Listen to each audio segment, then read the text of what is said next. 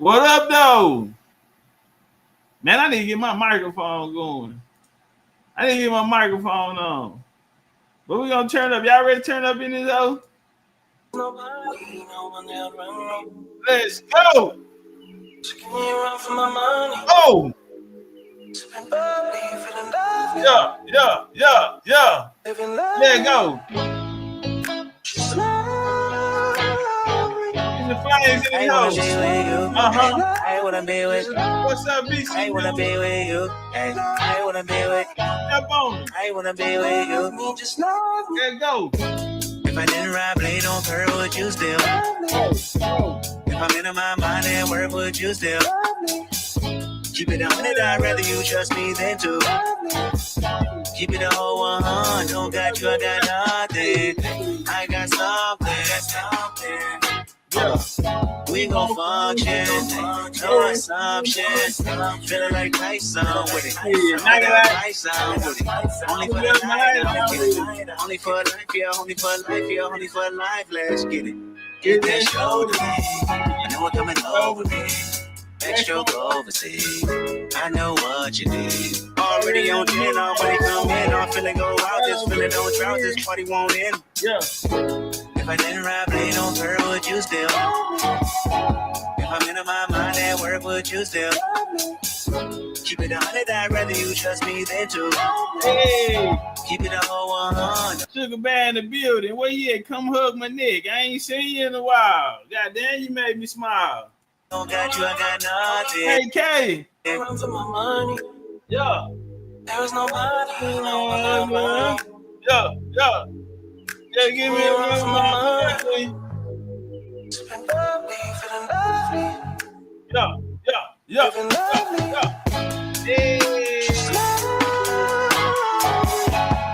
I wanna be with you. I wanna be with you. What's up? I wanna be with you. What's up? I wanna be with you. I wanna be with you. I'm on the way. We ain't got no time to waste. Hop in your come on the way. And mine away. I don't want pressure you none. I want your blessing today. Oh, by the way, open the door by the way. Show you that I'm on the way.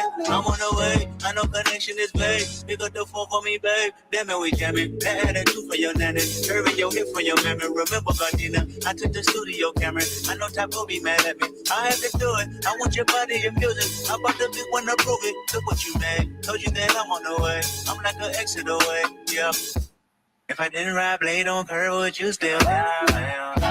If I'm in my mind and work, would you still? Keep it 100, I'd rather you trust me than to. Keep it a whole 100. Don't got you, I got nothing. Run for my money. There's nobody. Just give me a run for my money. Feeling lovely. Living lovely. Oh. I wanna be with you. I wanna be with you. I wanna be with you. I wanna be with you. I wanna be with you. BCU, what up, though? All the way, motherfucking live, running these people up, thugging out in public. We are the subjects. Yeah. Indian running the game. Indian team, man. Boy, none fade now, man. What we doing? Boy, none fade now.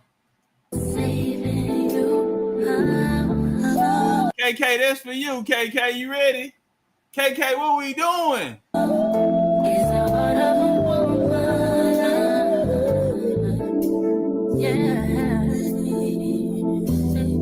Let go.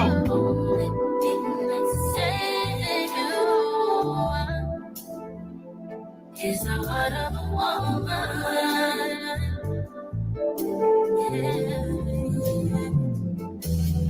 Let go. Question is why I do the things I do. And I choose you. Wanna give up on you, but I know I can't. I put the blame on you for giving you a chance to choose. Hey, Nate, what up, though, Nate? Can I try to be strong? Ray say, let's go. I put my words on your life. This time. Get what? Let's go. Oh, that me in the background. That me in the background back there. Yeah, that was me in the background. When I hit it, that was me. I'm alright. I ain't gonna. Yeah, I know they said, "Damn, that's you. Damn, nigga, you got that." Yeah, I used to fuck around. I've been chilling now. Main chick, hold up now. Main chick in the building. She say she the main chick. All these beautiful ladies in the building. Where she at? What main chick went? Main chick in meditation. Turn up one time, man. Shout out to everybody in the building, man. How y'all feeling, man? Man, I'm on Superman mode right now. And keep it gangster. So I wanna fly to Cancun tomorrow. Spring break. I'm just so used to being out there for spring break. But I want to fly back Saturday, and then Sunday, I want to fly back Saturday. If I can get back in time, I want to go to the rodeo. And then when I get up in the morning, I want to fly to New Orleans, and I want to go to Super Sunday. Is that too much to ask? And y'all hear me out. Is Super Sunday this weekend? Big Dad. They go Dad. Dad can help. Dad, is Super Sunday this weekend or is it next weekend? I'm telling you, bro. I'm over here stressed out. Lakeisha, what's up with it? Keisha Weezer. Dad, okay, they said this weekend. God. Shit. Goodness gracious. Can I pull it off? Hey, I want to say this here too. My birthday next weekend, man. I don't know. If y'all ain't got y'all taxes, y'all need to go do TurboTax, whatever it's gonna take. We need to break the record from last year. What year was that? 2022. I don't think we'll never break that record. But since 2021, I've been having a record. They've been setting records for my birthday. Overflowing with cash. $1,000, over $1,000 in the super chat. Cash App go crazy, at least 28. And I'm gonna be honest, bro. It was Moors, it was Pan-Africans, it was Hebrews, and a lot of them left live messages, of respect. You know what I'm saying?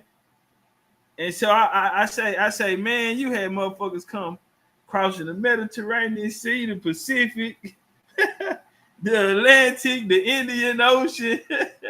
You had niggas come from everywhere, man, pay respects. And they gave it up to Big Chief, man. And, man, I was overwhelmed. How much support, how many people, you know what I'm saying? 2-3 days later, niggas was still sending shit. And, it was more Science Temple niggas and different, it wasn't just Indians. And, that shit just made me just feel just appreciated like a motherfucker. But one of the gifts, if y'all somebody want to personally send me a gift, I want a GoPro. I think I want one of them GoPro cameras. Yeah, the little handheld joint, man. I want one of them. They ain't made me go buy that camera. He said, I don't know if you can afford it. I don't know what your money looking like. But it's about $1,000, a little over $1,000. I went and bought that camera. I never used it. I took that motherfucker to the Caddo Mountains. It started raining. I never pulled it out again. I might start using to shoot my content for fans only. Oh, y'all might do OnlyFans content with it, but I think I need a GoPro camera. That's just for one person. I ain't saying y'all get together and give me a GoPro camera, goddamn it. Have y'all ever seen The Mermaid? Welcome to Atlantis. We got Dots, the Bayesian persuasion in the building. Harlem finest in the building. I come from Bed-Stuy. You don't die. Better keep the ratchet close by. No one murdered. Nobody murdered. Yeah, that was my shit. That was my shit. Man, Dotch and them came down to Atlanta. Awesome turnout. I'm gonna tell y'all what's cold, man. I ate a fortune cookie, and the fortune cookie said, "A trip to the mountains is in your near future."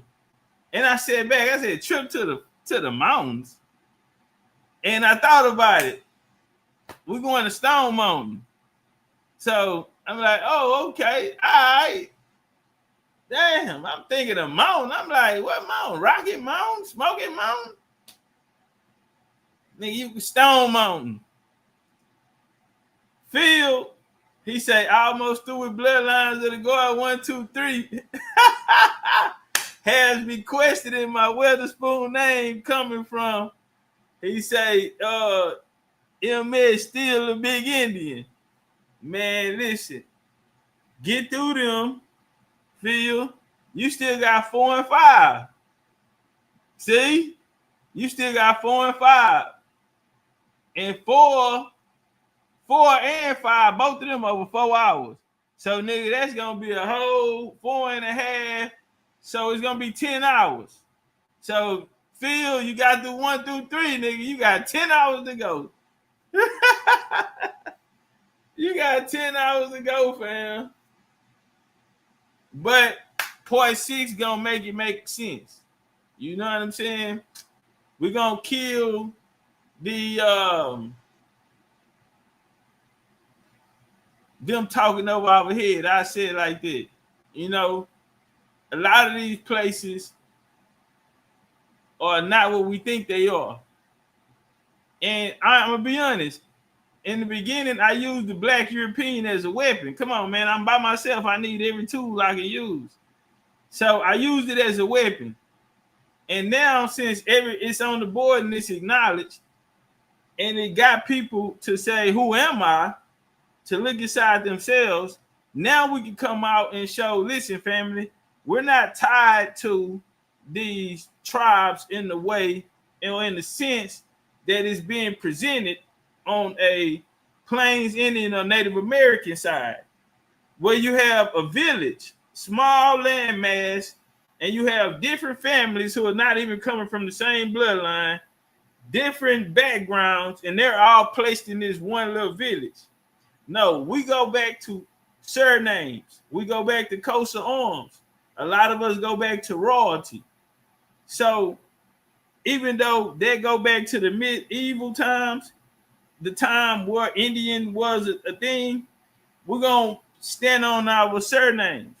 So, yeah, nah, you ain't got to question your Weatherspoon, because goddamn, nigga, the Weatherspoons was pushing their line. I think y'all were loyalists too.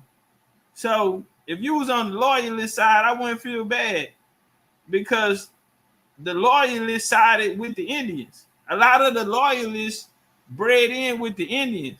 The loyalists didn't try to change your language. The loyalists didn't try to change your name. The loyalists didn't try to run you off your land. You feel me? Which is the British. That narrative came after the Civil War. They started making the British the enemy, when in truth, the whole time it's the Union, or the newly United States, who did come down to push their line for as controlling the religion or the spiritual practices, to taking the land and basically bringing you into the system. So with more understanding on it, You know, we gonna get there. OG, I'm born here in the building. What up, though? Somebody asked, was it a book? Yeah. We still got books. Shit, I just ordered like 100. I just talked to Talik. Talik got the juice bar, smoke bar going up. We're gonna be doing classes and shit like that in there. So you know, you go through there, you get the books, you can get the merch, and even BCU good gas. If you smoke vegan cannabis flower, you can get that too. Type shit. So yeah, that's what we on. All right, let's get to the show because I ain't gonna hold y'all. It feel like a Friday. I don't know why. I feel like a Friday to me. I've been to the barber shop, nigga all curt and shit. Yeah, I went to the barber shop and got real curt because I want to go to Cancun. Then I want to go to Super Sunday. And then for my birthday, Miami Nights. What's up, Pumpkin? I'm living the life because I'm rich off cocaine. Said I'm rich off cocaine. Life's very cool. I lose the roof. Ain't nothing but the wind in my hair. I'm not bulletproof, but I'm fully proof that you can make it here. Yeah, that was my shit right there. All right, we're gonna get into it, man. So I seen this little clip, right? And Judge Joe Brown took a fade with Umar Johnson. Are y'all familiar with that? Let me ask y'all. Because it might be old. I don't know if it's old. It was a recent video that this sister put up. And she put it up as actually, so she even, gave some game that y'all remember when Seti and Umar was banging, and Seti probably listening right now. What's up, nigga? Not like Seti. Seti a cool nigga. Called me a corner store motherfucking scholar though, nigga. Yeah, that nigga, my dinner broke my ribs. I laughed so hard. That nigga called me a goddamn. He say the founding father John Witherspoon is why I say, see, this is what I'm saying, fam. I told you ain't got nothing to worry about, Phil. Phil, you wouldn't be over here. You wouldn't be in BCU. You wouldn't be over here with us if it ain't make sense, fam. That's what I'm telling you. That's why I say just calm down. You got 10 more hours, nigga, with 4 and 5, and then when we get to 6, because I'm talking about founding fathers in 6. So now I got to go get John Witherspoon. Now I got to go get him, bring him out, because I'm going through founding fathers. I'm going through the statutes of the United States. I'm going through this concept of what is Europe. You feel me? When y'all find out what Ohio is. See, I like to watch them movies. So Queen Elizabeth, Mary Queen of Scots, Restoration of Charles II. I remember on there the nigga said, man, can you tell me about Ohio? These places were places that was prevalent. When we look, so I ain't gonna call it a debate, but it's this guy, he was going off talking about soul food, whatnot. Soul food was European. Soul food European. It don't make no sense. Then he's saying all the food, most of the food that we get comes from Africa. And so, I had to ask him, nigga, what were they cooking out of? So fried chicken, and I don't want to pull it up, but I got all my sources, but it was like 5 o'clock in the morning, homie, and I'm just going hard because I'm really writing my book, but I had to stop that. We're going to get that done. Lexo, what's up, Lexus B? We not doing that. Frying chicken, y'all ain't even have a pot. I mean, the simplest logic. For you to start something, homie, you would need a pot. You don't talk to me about no rice coming from there, okra. We gonna burn all of that talk. What North Carolina is? North Carolina, why y'all letting these people run around here talking about okra when you North Carolina, you Virginia niggas had more okra than everybody. This what I'm saying. The word for okra is an Indian. That's how it even got the name. It comes from an Indian. Indians named it okra. Now that's a nuke that I can drop on these niggas. But see, I'm just waiting. We're gonna get there. We're gonna get there. That's gonna be in my book when we breaking down the difference between American Indian and Native American. We got the books coming.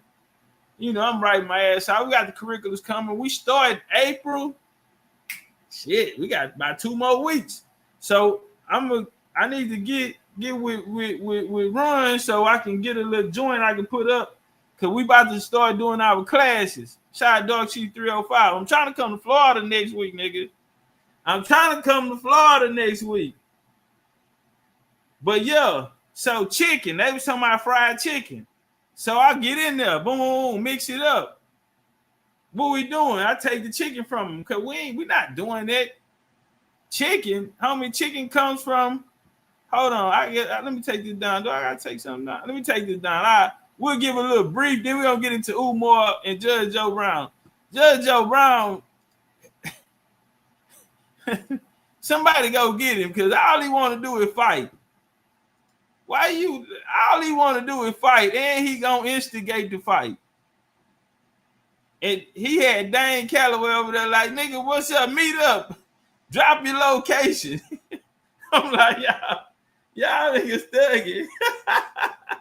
Y'all remember that when Dane and Joe Brown were going at it? I'm gonna tell y'all something. A lot of people don't even remember. If at the end of that bill, we all went backstage. I was there. So I was there, like when it was over with, and we was in the back screen talking about it. You know what I'm saying? I was there, bro. I've been there for a lot of shit, really. Like just so happened to be on the scene when some of the crazy shit happened. Yeah, y'all wrong. Joe Brown, you know, they ain't a calm, collected. And Joe Brown, he on his shot. He just want to fight. Y'all gonna see like he told Umar, nigga, you out here trying to sucker these single parent women. You couldn't do that with no well-educated woman, nigga. Yeah, that shit you running, nigga. That's why you out here caping for women. You really don't care about these women, nigga. You just trying to fuck all these single parents because they vulnerable.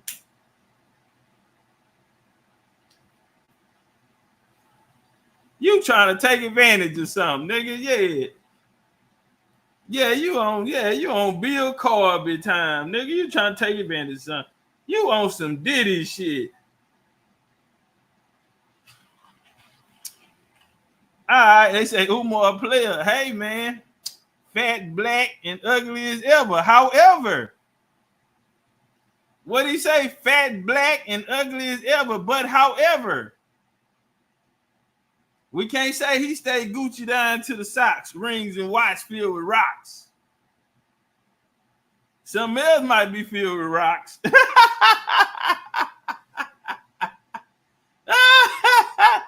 The rocks might be in a nigga pocket, but you know, something else might be filled with rocks. Now do the little Umar sniff. Do the Umar sniff. Now, what did you say? Black queens forever, snow bunnies never. Yeah, so you know how they were popping it. You feel me? So I'm like, bam. So I asked him, I said, hey, have you ever heard of this dude named Charles Hudson? He said, nah, I never heard of him. Well, I'm like, you telling these people that soul food not from us, but when we come here to Charles Hudson, the Southeastern Indians is the book. To a far greater degree than anyone realized, several of the most important food dishes that Native Americans of the Southeastern USA live on today is soul food eaten by both black and white Southerners. Now we talked about that. It's our culture. We're the dominant culture. So of course we gonna run the board with the food culture. Everybody is tapping into our food culture. White people called it Southern or home cooking. You know, Paula Deen is the queen of soul food, shit like that, right? But it's all ours. There's no Native American influence on it. Like I had to ask the brother, because he said y'all are taking native. So, brother, are you saying that when last time you went to a Native American restaurant? I asked the nigga what was his favorite Native American dish. Give me your favorite Native American dish. You can't tell me. You know, so Southerners cook their beans and field peas by boiling them, as did the native tribes. And like Native American Southerners cured their meats, what they do, they cured their meats and smoked it. And smoked it over hickory coals.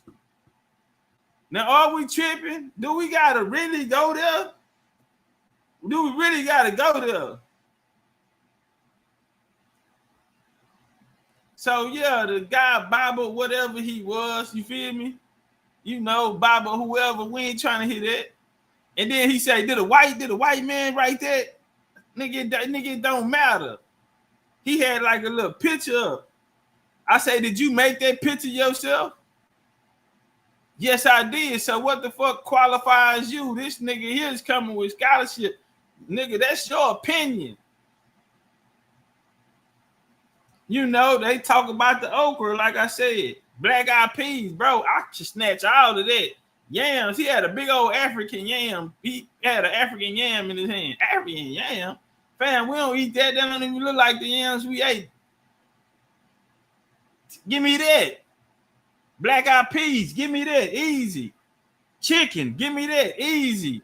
We can, nah, bro, they not. Nah, when we talking about culture, niggas gotta understand. Before I was talking about a black European, genealogy, or anything, I was talking about culture. Period. All right, now there's enough people in here. Let's get to this fight.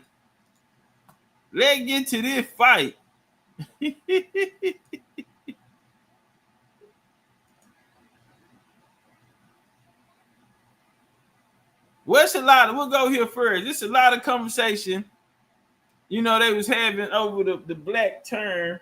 And it's something that, you know, we was building with Judge on USM. So we'll go there first. And then we'll get to the fight. About white supremacy crap. So you're into white supremacy, not you, but him. And you want to say because white people don't define black in a textbook or in a law book, you think it is irrelevant. That is the dumbest crap I've heard in a long time. We chose to call ourselves black. It started about 1966. Can you break it down for us? 1967. And in 1967, we switched to Afro-America. And then it went back to black. And then somewhere in the late 70s, Jesse Jackson popularized African America. But he really didn't even start it. He just popularized it because it popped back up again. We had meetings all over the United States. We had Panther Party meetings with the Nation of Islam, and we decided to call ourselves black. When it started developing, I was in college. I was right there on the forefront when we decided to start calling ourselves black. And then primary source, he was right there. He gonna name the groups. Shout out to Dosey. We're going to bring Judge Joe Brown over here. One-on-one with Topcat. And I got them questions. I'm writing my questions down for that nigga. It's some things we need to know, we need to get figured out, and your ass got the answers because you was there. And we sort of, for a number of reasons, because of what we call third world unity, we started calling ourselves Afro-Americans. White folk didn't pick those terms out. We did. They were still trying to call Negro. But Judge, wasn't the student body was serving as a black caucus to the white organizations, though? Isn't that why they were created? It wasn't anybody doing that because we weren't doing this bullshit that's going on right now. We were Well, jacking the student people movement up. started in 1960, right? Look, the students movement stuff. is what. Look, we were blowing stuff up. We were burning stuff up. We had the riots started in 64, 65, 66, 67. When you read the congressional records as to why they passed all the civil rights and voting rights stuff, it had not a damn thing to do with the civil rights movement. It was the fact that black folk were burning down American cities and wreaking the same level of destruction that the U.S. Army Air Force was doing on Nazi Germany with their bombing campaign. Judge, they said that COINTELPRO was a part of the student movement. I don't care what the hell they said about. I don't say what the hell it is about. No, COINTELPRO was trying to offset what we were doing. Well, other documents that say that they actually had people inside of the student movements that was taking place. They did. I know they did. They had snitches, they had pimps, they had simps, and by the time 1968 got around, nobody could trust anybody. And the whole damn thing started falling apart. Gangs started restoring themselves where they just disappeared after about 1965, 66. But Judge, isn't it true that the Ford Foundation funded those radical movements? We didn't get that. That wasn't how that started off. Who was they funding? I don't know, but there. I don't know. Sound like some Jasmine Crockett. Sound like Maxine Waters. Where did the money go? I don't know. God damn it! Who have you been talking to, sir? Who said anything about money? Ain't nobody. I took mine in cash, so nigga, they ain't no transactions on my shit, nigga. There were people that decided that they wanted to go up there. Well, any of those guys a part of the coming up with something for y'all? Yeah. So is black just something for you guys? I grew up in South Central LA, 58th place in North. I'm familiar with it. Okay, now we decided we calling each other black. All the homeboys out on the Black Panther Party, the Nation. Were there any other options? I guess no, were there any other options on the table? It's like what made y'all go with black? What was wrong with Negro? Negro is a slave name. They kidnapped boatloads of slaves from the Spanish, and they were called Negroes. We have Negroes for sale cheap. That's Spanish. You don't see somebody saying, man, I'm Blanco, man. Hell no. By the time 66 came along, ain't nobody was into anything calling anybody Negro. We were black. 1969. 66. And then about 67, we started using the term Afro-American. That's just the fact. It's got nothing to do with all this mystic stuff that goes on. That's reality. In other words, look, let me explain this. We had concepts that were taken from revolution. What up, though? We talked about the intelligentsia, those who understood what was going on and plotted and planned in relation to the science of how politics and movements work. We studied them intensely. We studied the Red Book. We studied the American Revolution. We studied the French Revolution. We studied what happened in Algiers. Everybody was conversing on how it went down and what the deal was. We talked about alliances, third world alliances. You understand we, no they. I'm talking about not they. We didn't talk. Look, there ain't no white folk in this. In other words, you're down on 42nd Street and Broadway in Los Angeles. The Panther Party headquarters is across the street. You're having a meeting there about what are we going to call. We called each other black. We called each other Afro-Americans. We talked about third world power, where we all have to combine with the third world so we could stick together in unity and achieve revolution from what was going on. That's what we talked about. So we studied and we carried it out. We made things happen. We didn't go peace peacefully demonstrating. We kicked ass. We ran professors off. You know, we went on patrols, armed patrols, out in the hood. And when the police pulled somebody over, if they dared at one point in time, we pulled over behind. You said there was an organization that was like a third world. That Good you question. guys It wasn't had an all organization, decided it was a together? concept.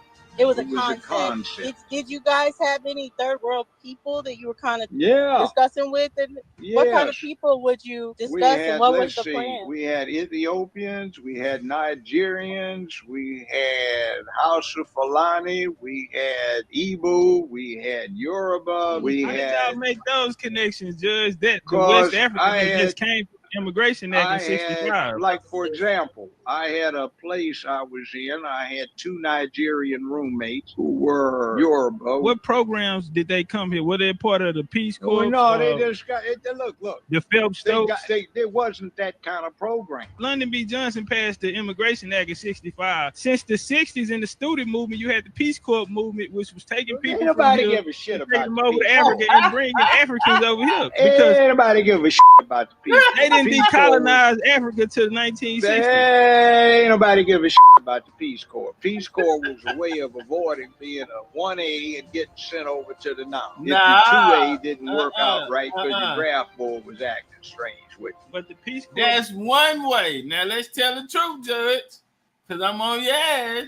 Also sent people from America to Africa, right? Yeah, they did. A whole lot of white. Yeah, they did. Oh, okay. Leonard Jeffries. Leonard Jeffries, was it any of your buddies? He tried to put some army shit on me. That was one part of it. Let's talk about the students that y'all sent over to Africa and the African students y'all brought over here. That's the reason why this new Third World Coalition even started to come intertwine with the Pan-African movement. When I get him on, we're going to talk about it.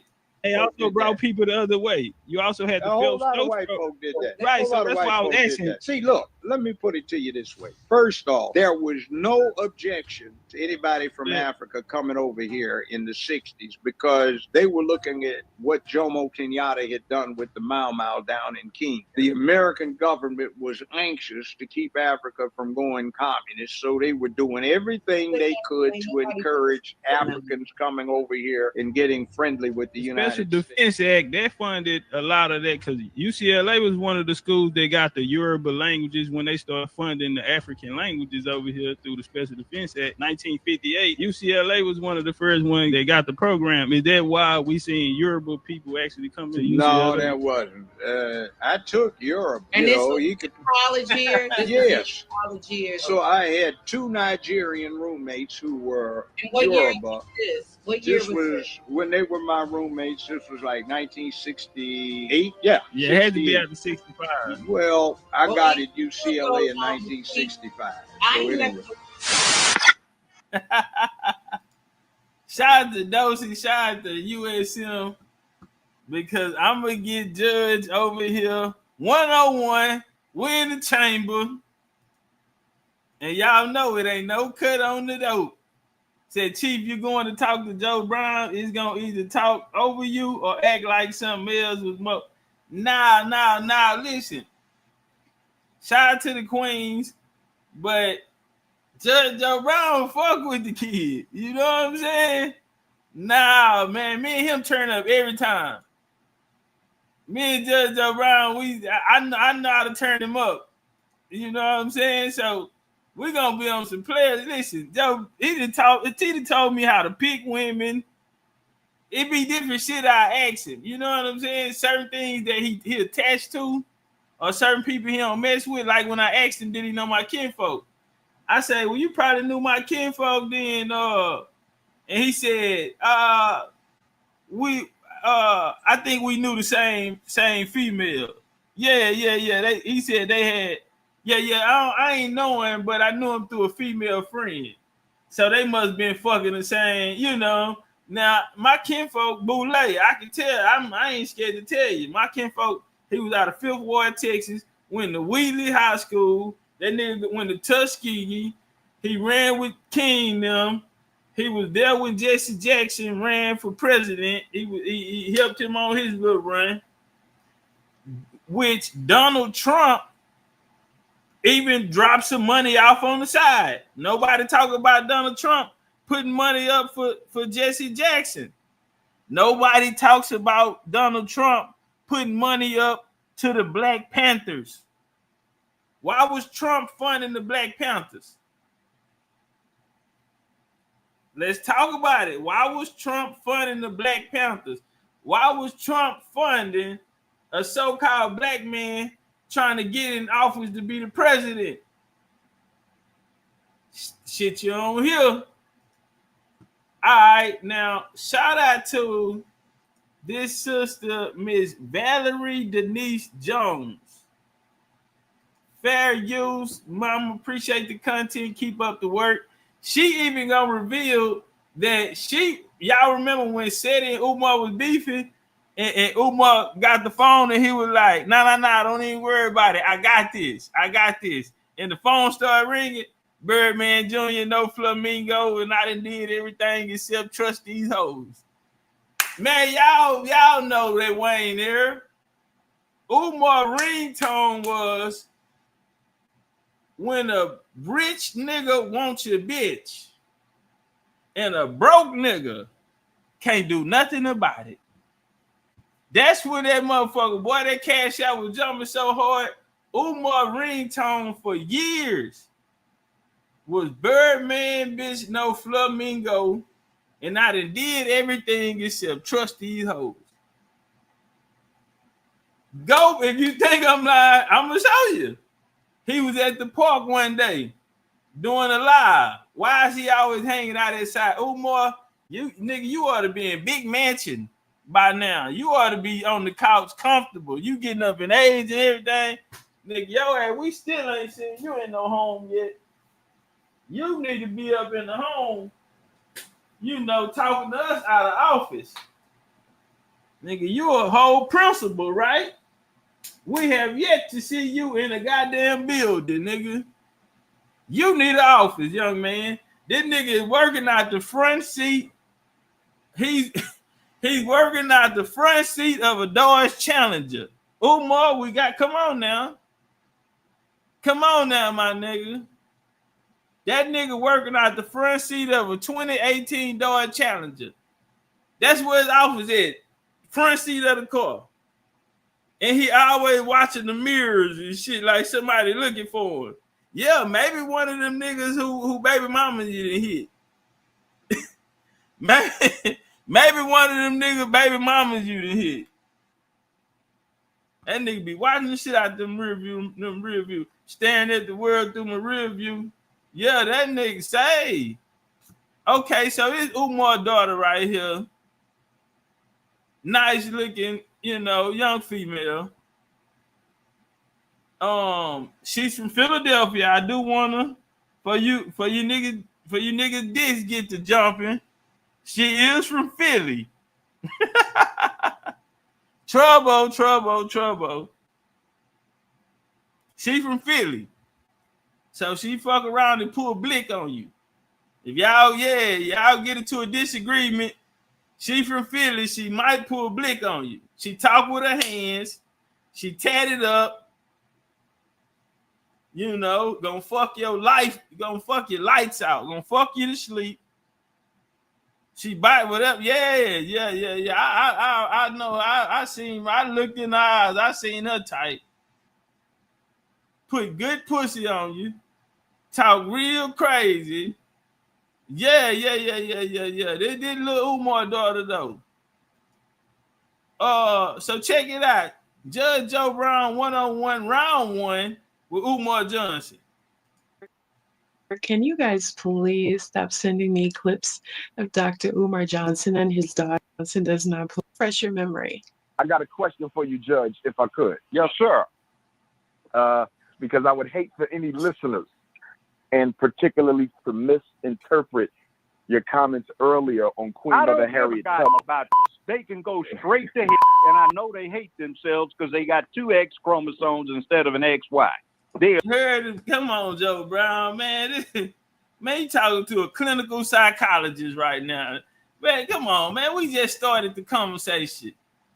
The brother just said he was polite. And he just said, I got a question for you, Judge. Man, they got a blur, because Judge go straight to cussing. Man, that man just asked you a question, Judge. That nigga, that don't give a... Man, that man asked you a simple question. He talking about they can go to hell and bleep. Come on, fam. You know, this is how we gonna start the interview off.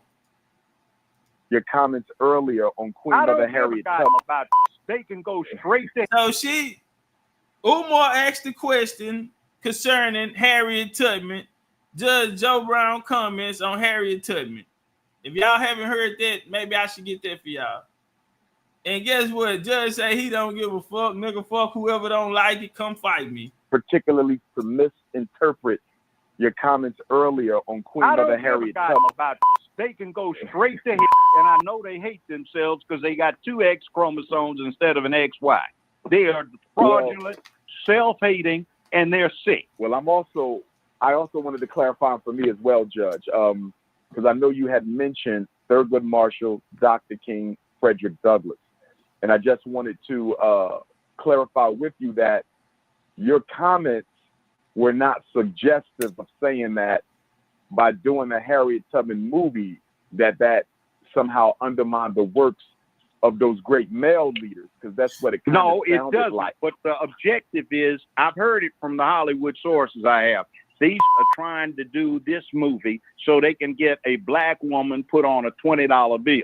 And they have no interest in this movie is to soften the public up to the idea of taking a black woman who frees slaves by leading them to freedom and getting her or another one like her on a $20 bill. They can't get a white woman, so they want a black woman. They don't care. They just want a woman, and it downs masculinity. Now, everybody on a bill is not a president. Don't forget Ben Franklin. He was never a president. So that's plenty of precedent to put in somebody black who was never a president. Like, let's say if we want to go back to the 19th century, like all of the rest of the people are on there in the 19th century or the 18th century, we've got Ben Franklin, so we can have Frederick Douglass. But you see, time out, y'all. I apologize. My last time. I'm not gonna stop it no more. But Bad Hombre, I couldn't help but to see you say that the Harriet movie was garbage. Well, it helped me get through a flight. All right, nigga, I had 8-hour flight to Paris. And boy, I watched that Harriet movie. I watched it from front to back. I got to know Minty. Yeah, nigga, that flight got me, boy. I had an 8-hour flight to Paris. And boy, that's over the boy. I watched the shit out that movie. Now, and then you backdoored and you said a tether played Harriet. I'm not tripping on y'all banging on these other tethers, but I'm gonna tell you a tether that I want to hit. Nigga, Sarafina. Drop a 1 in the chat if y'all remember Sarafina. Boy, I don't know why. BDB. I don't know why I always wanted to fuck Sarafina. I had a thing for Sarafina, man. All right, let's walk, man. Y'all might don't know nothing about that, nigga. Sarafina. I mean, That's what I'm saying. Okay, but you don't have a problem with a black woman, and in this case, Harriet Tubman, being memorialized in whatever way that comes. You don't have a problem with that, do you? Or do you? I got a big problem if it's on a bill before they put a black man's face on one. I have a big problem with that. Why? Do you have a problem historically, with a black the status woman? of an ethnic group is determined by its men, not its women. And that you put a black woman on there before a black man is insulting to the black race because you're saying the men ain't worth it. Put a woman up there first. I disagree. Well, I disagree. I don't think. And the other putting thing is Harriet, black male leadership. Honoring a black woman need does to not lead the black race by saying impose your sense of responsibility on motherhood and start raising some decent young men instead of these little monsters that you have running around the house where you don't want to have a father involved with them. Start being real mothers and pay attention to it. That's what honoring a. But see, Judge, with you saying that, you gonna fuck up Umar whole little play. Cause Umar whole target audience is to single mothers. Vulnerability. Yeah. He want them vulnerable. He want the one need a couple dollars on the light bill. How much you short on the mortgage this month? Let me pay your insurance on the, you understand me? Yeah, a couple dollars on the dresser. So yeah, Judge, you coming out talking like that, nigga, you gonna fuck up Umar whole little play. You trying to get men back in the house. In 2-parent household, nigga, that nigga Umar's a fat, come on, man. Y'all seen Umar. That nigga wouldn't get no pussy like, nigga, you trying to, look at his hair. That nigga pussy rate gon' droop.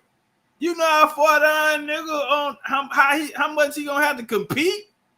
You talking about bringing men back in the household and he can't prey on these vulnerable goddamn single mothers no more, nigga. Like he said, nigga, I disagree. Start being real mothers and pay attention to it. That's what honoring a black woman, Judge, how is that an insult to black men? I don't understand that. Because if they had a black man on there, it wouldn't be. But if you put a black woman first, that's an insult to black men. Harriet Tubman rescued 250. She rescued maybe 250. She rescued more than that. Judge. Well, it may be, but there were black men that did something better than that too. There's one that's down here featured at a house in going into North Memphis here, where they had an underground railroad, and the brother got several thousand black slaves to freedom. Okay. But they don't even commemorate him, and you can't even learn about it. But Judge Joe, you have to walk in that monument. Shay, what's up, Shay? But wouldn't you agree? They don't think they want to do it because you led somebody to freedom? Judge, why don't they get the trouble? Judge, wouldn't you agree that Frederick Douglass, Dr. King, and Thurgood Marshall have all been exceedingly more celebrated and remembered in both Black history and American history than Queen Mother Harriet Tubman? They need to put them on a bill and show respect. They've got a homicidal maniac, Andrew Jackson, on a $20 bill. They've got a non-president, Benjamin Franklin, on a $50 bill. They've got Grant. They've got every Calvin Coolidge on a damn bill, too. Douglas and King have been written about more than any other black hero in American history. Why not give and I remember, not give black women their opportunity, Judge? I don't care. Not you put a black man on there first, because the thing of it is, they are not going to generally black women. They'll but they'll the black men. If they would have caught Harriet Tubman, they would have the daughters. They would have caught Harriet Tubman. They would have. They go in and deal with getting rid of the men. If they would have caught Harriet Tubman, they would have stand and deliver, sacrifice self, be the last in the lifeboat when the women and children get in there first. You put a black man on the corner. I hope you're not. Okay. I hope you're not. I'm sorry. There's no way you can convince me. I hope you're not a male chauvinist, Judge. I hope you're not a male chauvinist. I am a male chauvinist. That was a lot. Yes, ma'am, that was a lot. And he said, I hope you're not a male chauvinist. I am. Now, y'all know one of Joe Brown's favorite words is he quick to call somebody a simp. Let me refresh your memory. Remember when Judge Joe Brown was talking to Jabari? What he told Jabari? What Dosey at?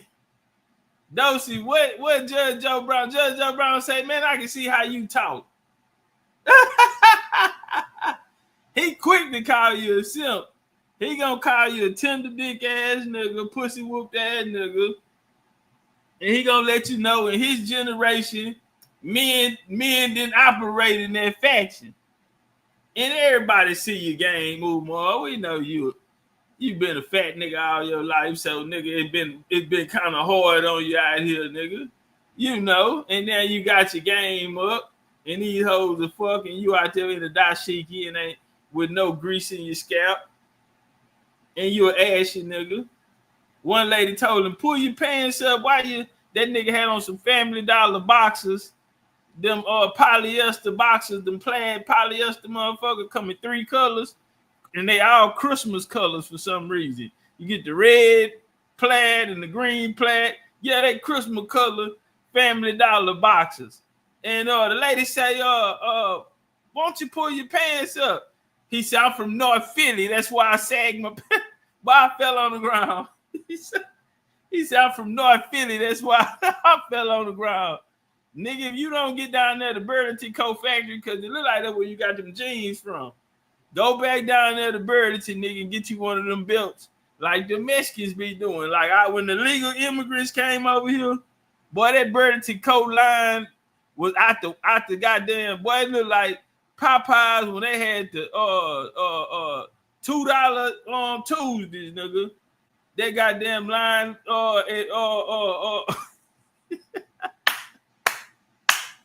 Man, y'all know Umar look like he be getting them jeans from Burlington Coat Factory. Stop it. Stop it. All right, so we're going to go in round 2. And when I say round 2, it wasn't even the same day. So they ended up meeting back up later. It got so bad, they couldn't even finish the conversation. Joe Brown said, oh, these niggas a pussy whip nigga. And nigga, we know we on to your hook ass niggas game like you. You out here, nigga, fuck that. I ain't going for a tender dicker. Yeah, nigga, you remember the country stripper. You out here fucking on stripper hoes, nigga. Master information. For him because look, the sister gonna reveal she was actually the one who made the call when Umar was over playing gangster, like he had them YNs finna pull up on SETI. He had missed the reception. Are they running around this intellectually master information like Papa Smurf? That Papa Smurf ain't gonna get us nowhere. That Papa Smurf gonna get us nowhere. You feel me? Hold on. Yeah. Nah, I got this.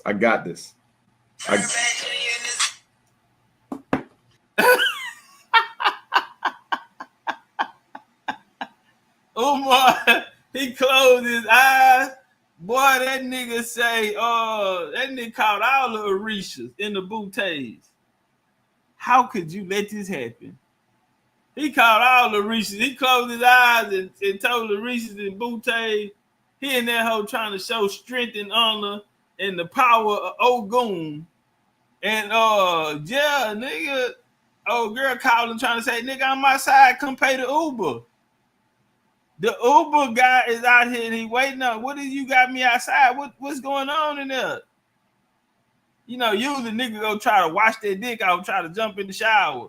He on the net arguing like he a mafia boss with a Philadelphia hat on, like he Paru, like he from Paru Street or some shit, talking about now I got this. And she steady blowing the phone up trying to let this nigga know, hey, come pay the Uber.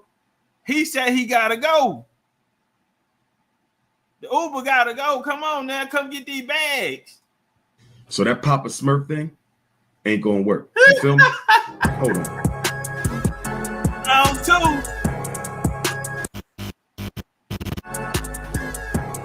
Valerie, focus us back, and we are digressing. Dr. Umar, what I want you to do is first just give us a brief intro so that in case there's somebody hiding under rock who has absolutely no knowledge of who you are, go on and tell us a little bit about yourself. But I do want to ask you 3 questions real quick before the judge gets here.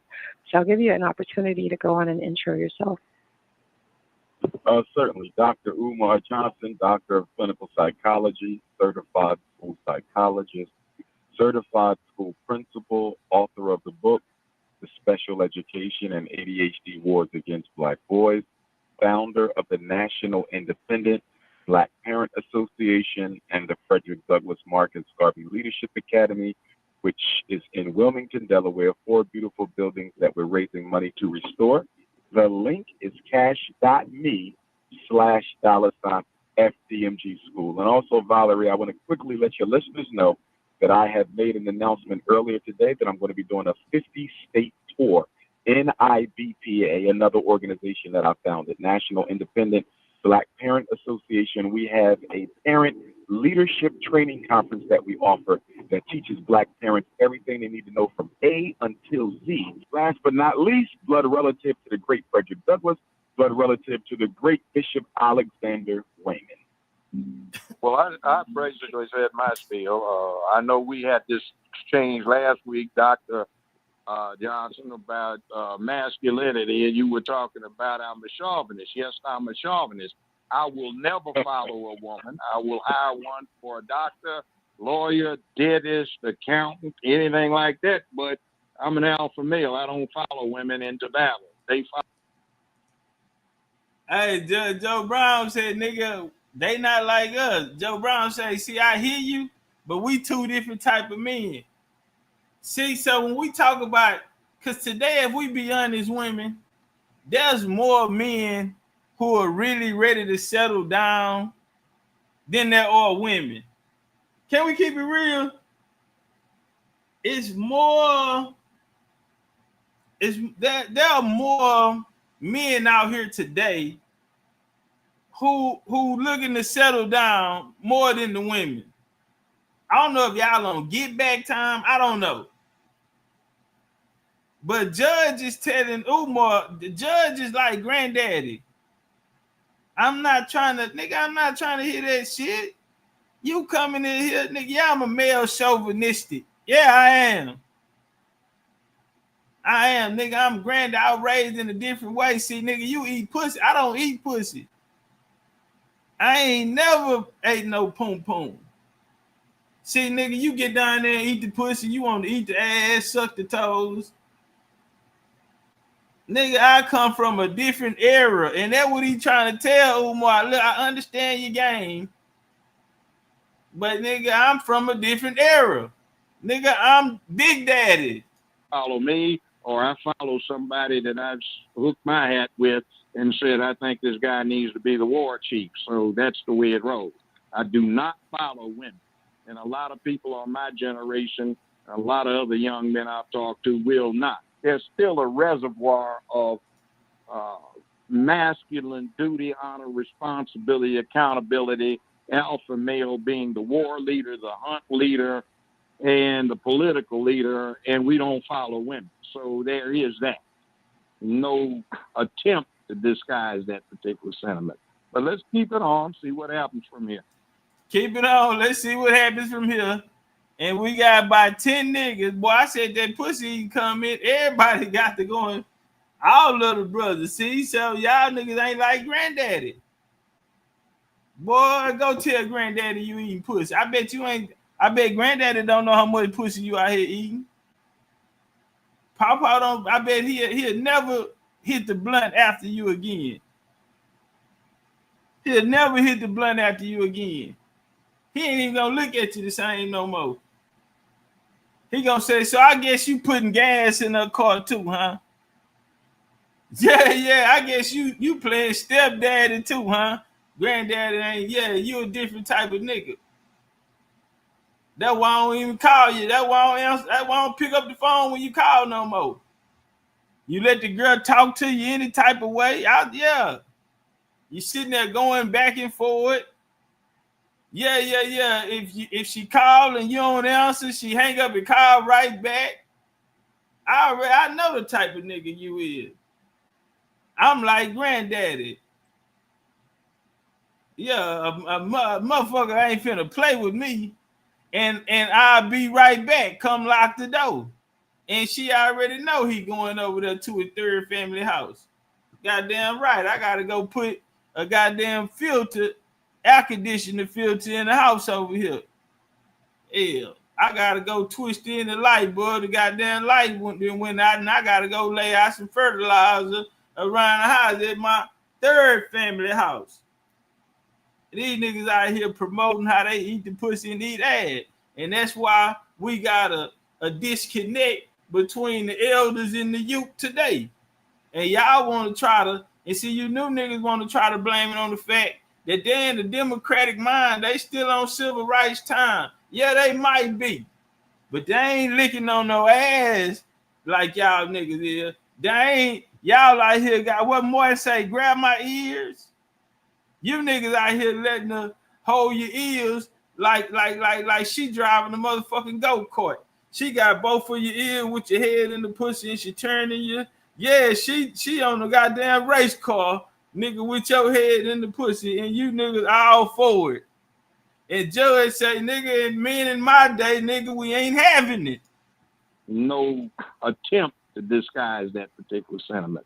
But let's keep it on, see what happens from here.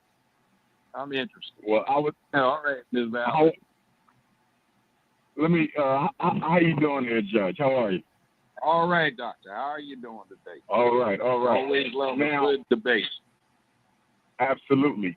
Now, when you spoke of not following a woman into battle, I can agree with you on that because war is a masculine undertaking. But leadership itself is not. Leadership itself is not limited to armed combat. Okay. No. People can lead. People can lead in education. They can lead in economics. Okay. They can lead in so many different facets of society.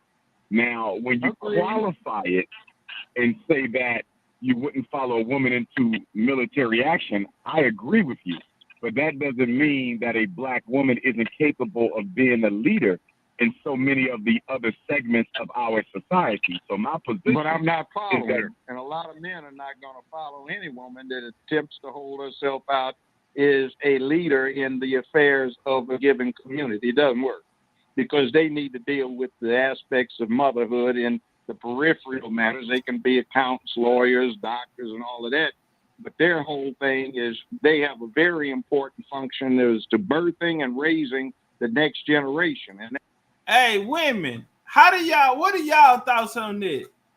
When I first heard him say that, I said, I want to ask the women, what are their thoughts on that? On what he said, that the women have a hard enough job to do by raising the next generation. And when I heard that, I wondered what women would think, because I know like they had the feminine movement and the women want to be respected, equal pay, certain job fields, DEI, whatever you want to call it today. You feel me? So when he said that in when you think about parenting, especially like for men, it get easier as it goes on. But the time, the fact that you really, what I'm saying, when you living for more than one person, it's different when you're in a relationship because your partner, they're, they can wake themselves up, they can get themselves ready, they can, what I mean? So it's different when you have to look out and, for someone else, and you have to grow them, you have to teach them, you have to be with them down to every step. You know what I'm saying? It's like it's no freedom, no peace. You know what I'm saying? So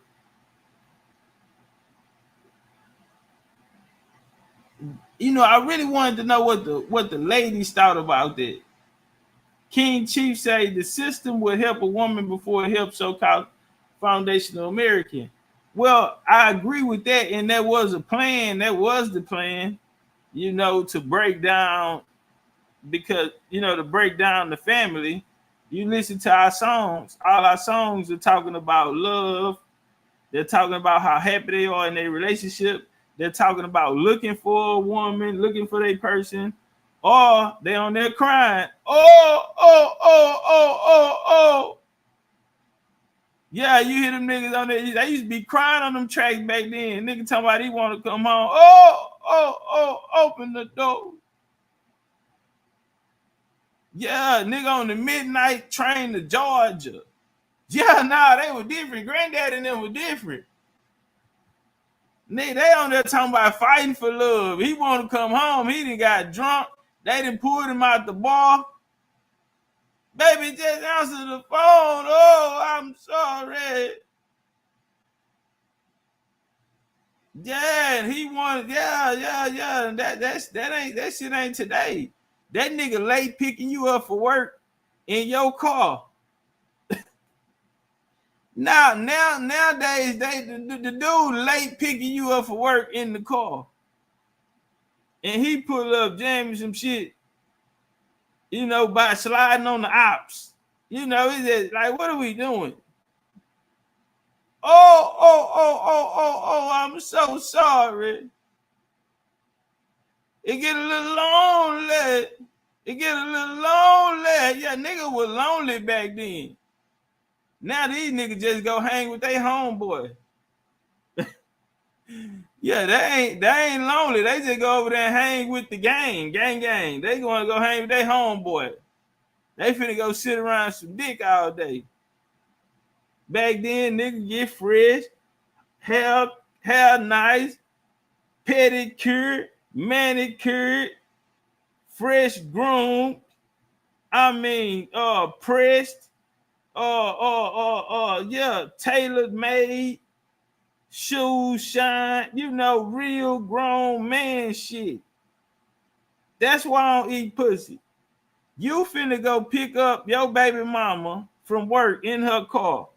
That's why you gotta eat ass. That's why you an ass eater, nigga. You ain't just want to suck on toes and want to eat the ass, nigga, and gotta wash dishes and all this type of shit because you want it, because that's what a man's supposed to do. You a mother nigga, please. Joe Brown, check that tender dick ass nigga Umar. That is a time-consuming factor. And any real mother has her hands full doing that. She doesn't have time to do something else. And she should be, if she wants to be a leader in the community, leading other young women who are young mothers in the process of raising and birthing these children. And that is a very important job because without it, we all die out. So they aren't doing a good job today because too many of these boys aren't getting raised right.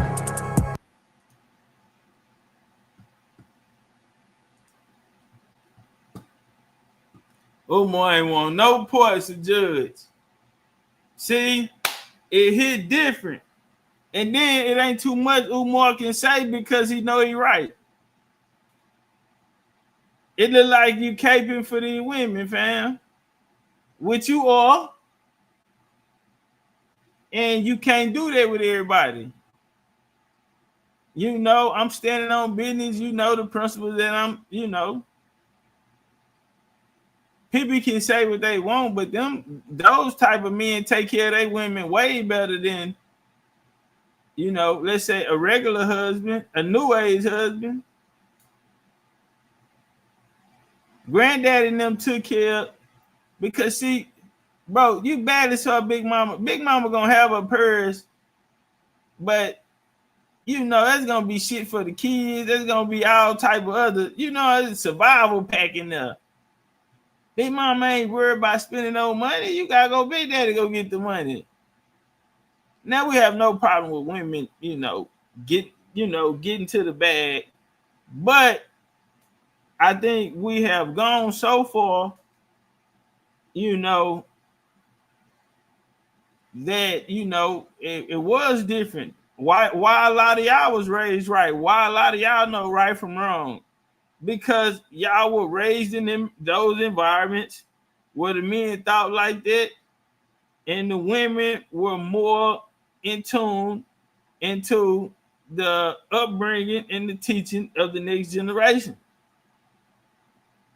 Now, the war on our people through the drugs, through the AIDS epidemic, through the crime bills, they waged war on the household. They did. Brought in programs that eliminated the man and took the place. Yes, we understand all of that. But we didn't got too far away from it. But it's still real niggas out here. Y'all just gotta share them now. What? Y'all just gotta share them now. It's real niggas out here now. Y'all just gotta share them. I know y'all don't have no problem with that.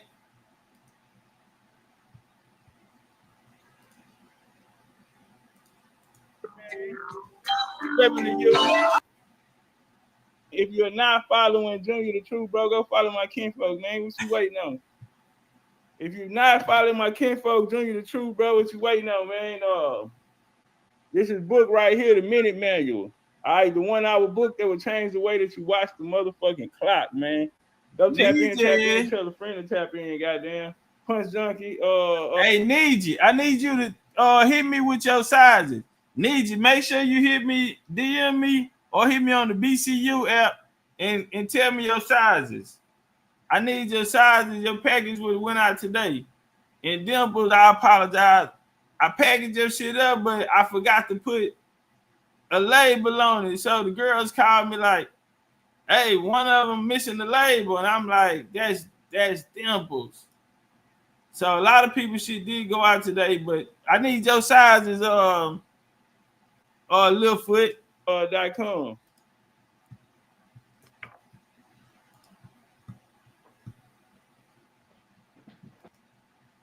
People come from your family. Fuck all that other shit. I couldn't answer that question.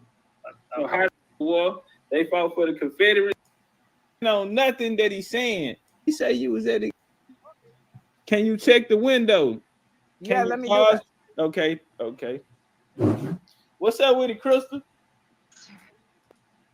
I'm not challenging you if you say, well, look, I'm an Apache, descendant of Apaches.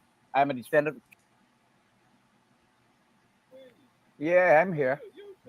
Hey, can you close your window in the back? You still have YouTube open. Can you close? Yeah, no problem. No problem with that.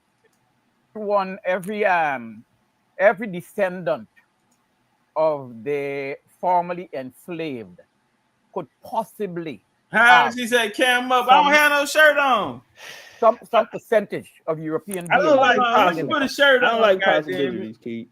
Yeah, because what I'm saying basically, I ain't got no shirt on right now. I don't want to do that. I just checked the nigga for being butt naked on the live yesterday.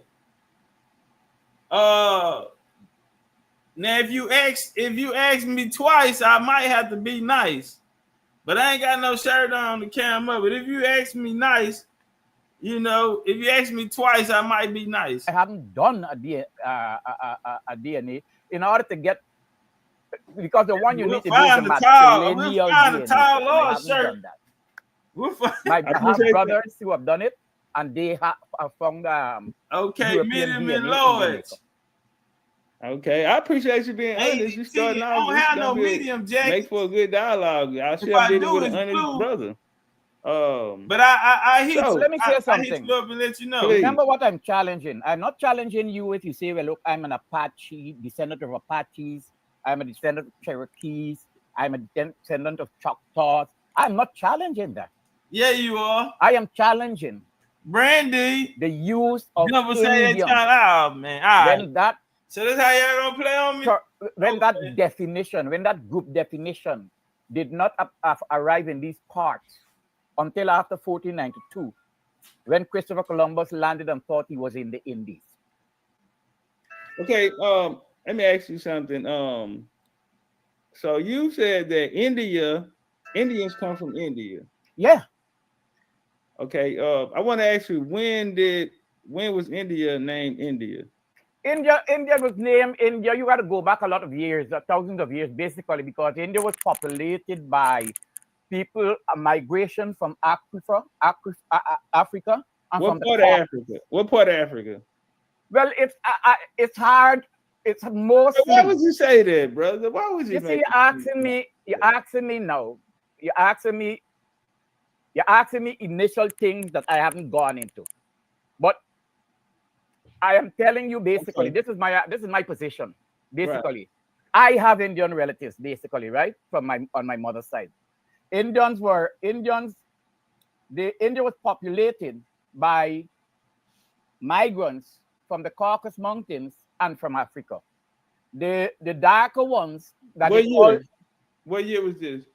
That's thousands of years. I mean, I can go and get that information. I'm not really I mean, if you want, this is what I mean. No, talk to me, Keith. Talk to me. We're discussing something, and what you're doing there is that you're moving the goalpost wider and wider and wider in order just to basically find the failure.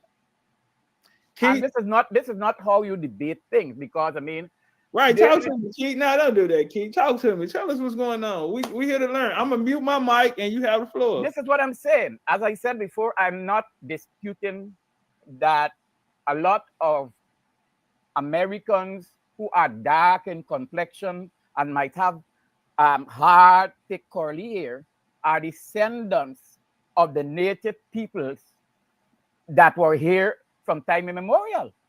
But they had names before 1492. Columbus set out for the Indies, basically. He made a wrong turn. He landed in the Caribbean, among the Caribbean islands. He saw people, brown skin, straight hair, and because he had set out for that place, he misconstrued them as being Indians. They have a poem there. They said, there was an Indian who had known no change, who strayed content along a sunlit beach, gathering shells. That basically from that time. But it doesn't mean that persons who look like you are not descendants of what we call the indigenous peoples of the land, of this land. I just have a problem with the terminology Indians. Okay. Let me I'll say this to that, right? I get what you're saying. And you know, having a second listen around, I get it, brother. What I will say is that Columbus didn't get lost. Okay. Mm-hmm. Columbus. Let me ask you this then. Have you ever studied or researched how this voyage occurred? Yes, sir, I have. And what I mean, can you tell me what is your understanding of it? All right. Well, Columbus is not Columbus. Right? Okay. Columbus is Salvador Zarco. Mm-hmm. He is Portuguese. He's not Spanish. Yes. He was a Portuguese. Correct. His dad was the Duke of Baja. Mm-hmm. His mom's name was Isabella Zarco. Mm-hmm. And her dad, Ferdinand, grandfather, mm-hmm. was Charles Zarco. Mm-hmm. Charles Zarco was a Knight of Christ.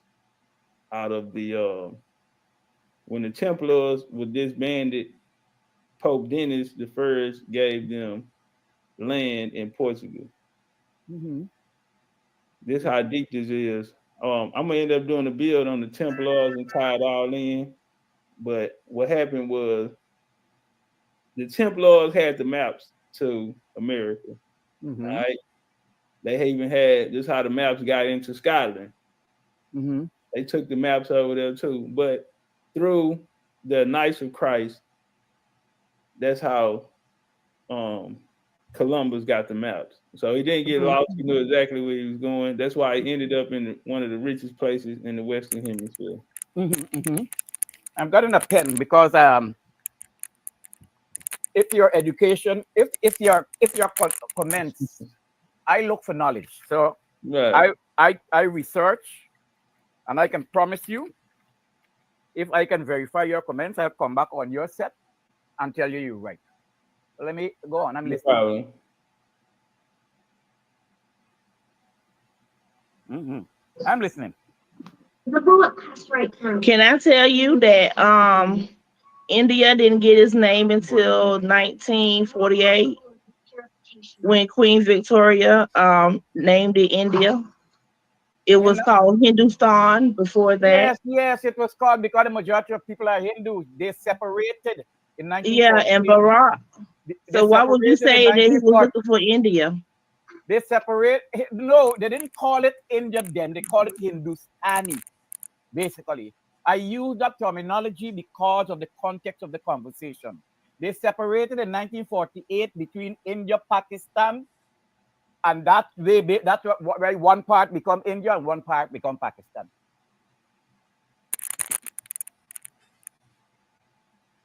And this is well after Christopher Columbus So you're in the room with people who are very Yeah, well but this has learned, nothing sir. to do. Yeah, but this, remember, this is what I'm saying. Columbus set out for the Indies. Never gonna. That part of the Never world at the time the Europeans were called the Indies.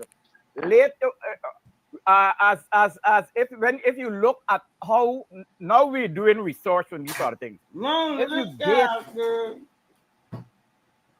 that is not the only part of the world that the geography, the topography changed from that visit. We have what they call the West Indies. Right. When geographically it's not, you cannot relate it to that kind of geographical distinction. And a lot of we are called sometimes West Indians. So it's not basically that when we have these discussions, sometimes we use terminologies in order to get to a particular piece of understanding. So it's not an argument that you say, well, okay, well, let me trap him. Columbus landed in 1492, and now come on, my dear, please. All right, I want you to look at the screen, bro. I'm looking. All right, so this is some of the information you want to get down. You got this Dumb Henry, you got Alfonso the Fourth, and you got King Jaw. I'm gonna give you too much. All right, this is his grandpa right here. This Columbus grandpa. You can write it down. Can you see that? What's the name? Your screen is very small, but let me see. Yeah, that's Portuguese. Yeah. Joao.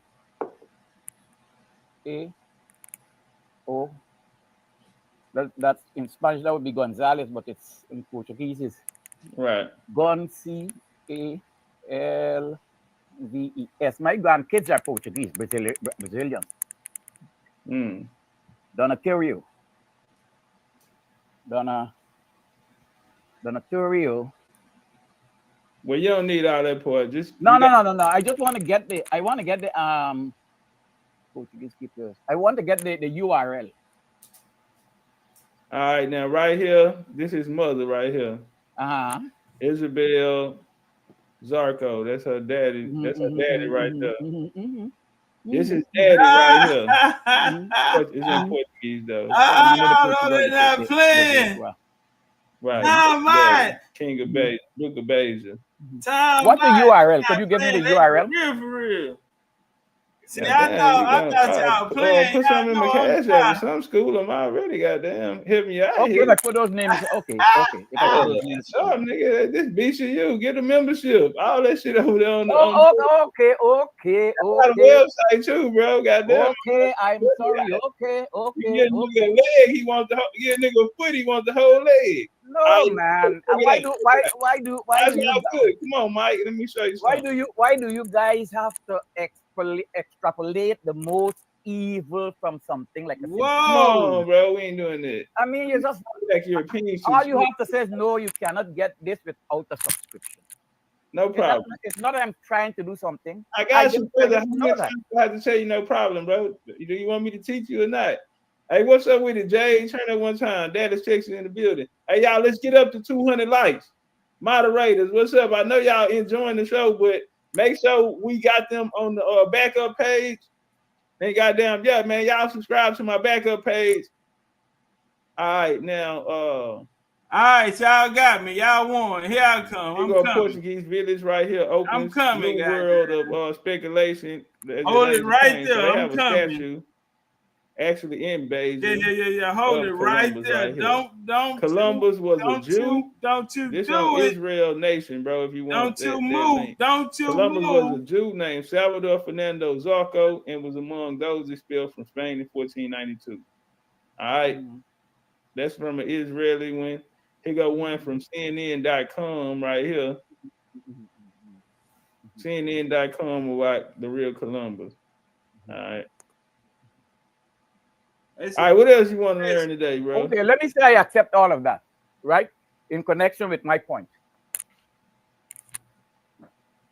When did Indian, the terminology Indian, become an identification of the native peoples of America? Well, I'll be honest on this. We don't use Indian in the term of that's who we are. Shout out to homie Big Sick. He been teaching about exonyms. Mm-hmm. You know, that's what those were Long titles live put cow, on girl. there. Never No, gonna but you get see, we have no argument at all. All But right. we have nations here in the All Americas. right. But we have no argument with that. Basically, I mean, because that's exactly what I was saying. Yeah. Well, one question I have then, like, and this is kind of more or less political. All right, hold on. Time out, nigga. We need a full layout. They said they wanted the big chief on the camera. Goddamn, you got it. Y'all went and got your cowboy. So what we doing? What we doing? Y'all call for the chief. Well, shit, I be your Huckleberry. Oh, what we doing? What she say? Legendary, find that big chief top cat cam up. I heard y'all were looking for me. Here I go. What y'all gonna jump me? Here I go. Yeah. And we gonna still watch the lecture. They get him up there. And we gonna still watch the lecture. Okay, I sit here and chill with you then. So you okay? So you guys that what y'all wanted. That what we gonna do. Take it out. Take what out? Are not part of the reparations cause America. No hat. You wear the hat. Then goddamn it. I'll say this here. I am pro reparations. It's different, you know. Yeah, you I'm wear pro the hat. reparations. Dimples, here I go. I'm right here. You y'all thought I was scared? Nah, we're not like a reparation is good. Not based on that claim. What y'all think I'm scared because it's two of y'all? Come on, man. Y'all know I'm the legendary top cat. Y'all know I ain't even running 2 fades. I got a 5 fade minimum. Yeah, I ain't. So what? I supposed to be scared because it's 2 of y'all? God damn it, I'll be your Huckleberry. Hold on, because she said she wanted off. She wanted off. Okay. What you talking about, the shirt? Because I can't take my shirt off, and then you know I got tattoos. I'm hit all up and all that, man. I can't be on here showing the tattoos, man. I let you see the legendary top cat though. But I can't be showing you. I can't be showing you tattoos and all that. We can't do that. You know, you gotta get the OnlyFans account for that. Nah. So basically, your claim would be the native peoples, right? Well, I wouldn't say native people, but yeah, we would have a claim for American Indians. Yeah, the native people they suffer the genocide and so forth. Native people ain't you pay for skin. You gonna get the channel shut down. Do you differentiate yourself? And that ain't enough for no skin. I'm gonna keep what they call the Clovis. Get an elbow. Yeah, I'm from America, and they not. So if you call so them, you are indigenous to this land. Come help me, goddamn. By you calling them Clovis people, if you know that much, then you know the Clovis people are attached to the Bering Strait. All right, let's get serious. Yeah, that's what I know. That's what because we actually been talking about some good information. So let me go back. Cause we actually, he actually asked us some good questions. Only part of the world that the geography, the topography changed from that visit. We have what they call the West Indies. Right. When geographically it's not, you cannot relate it to that kind of geographical distinction. And a lot of we are called sometimes West Indians. Them Jaguar white Geechee. But we got the Geechee rules though. Sometimes we use terminology. Geechee rules say you can't hear them. Piece of understanding. So it's not an argument that you say, well, okay, let me trap him. Columbus a land in turn the other cheek. And now back. Come on, my dear, please. All right, I want you to look at the screen, bro. I'm looking. All right, so this some of the information you want to get down. You got this Dom Henry, you got Alfonso the Fourth, and you got King Jaw. I ain't gonna give you too much. All right, this is his grandpa right here. This Columbus grandpa. You can write it down. Huh? Can you see that? What's the name? Your screen is very small, but let me see. Yeah, that's Portuguese. Yeah. J-O-A-O.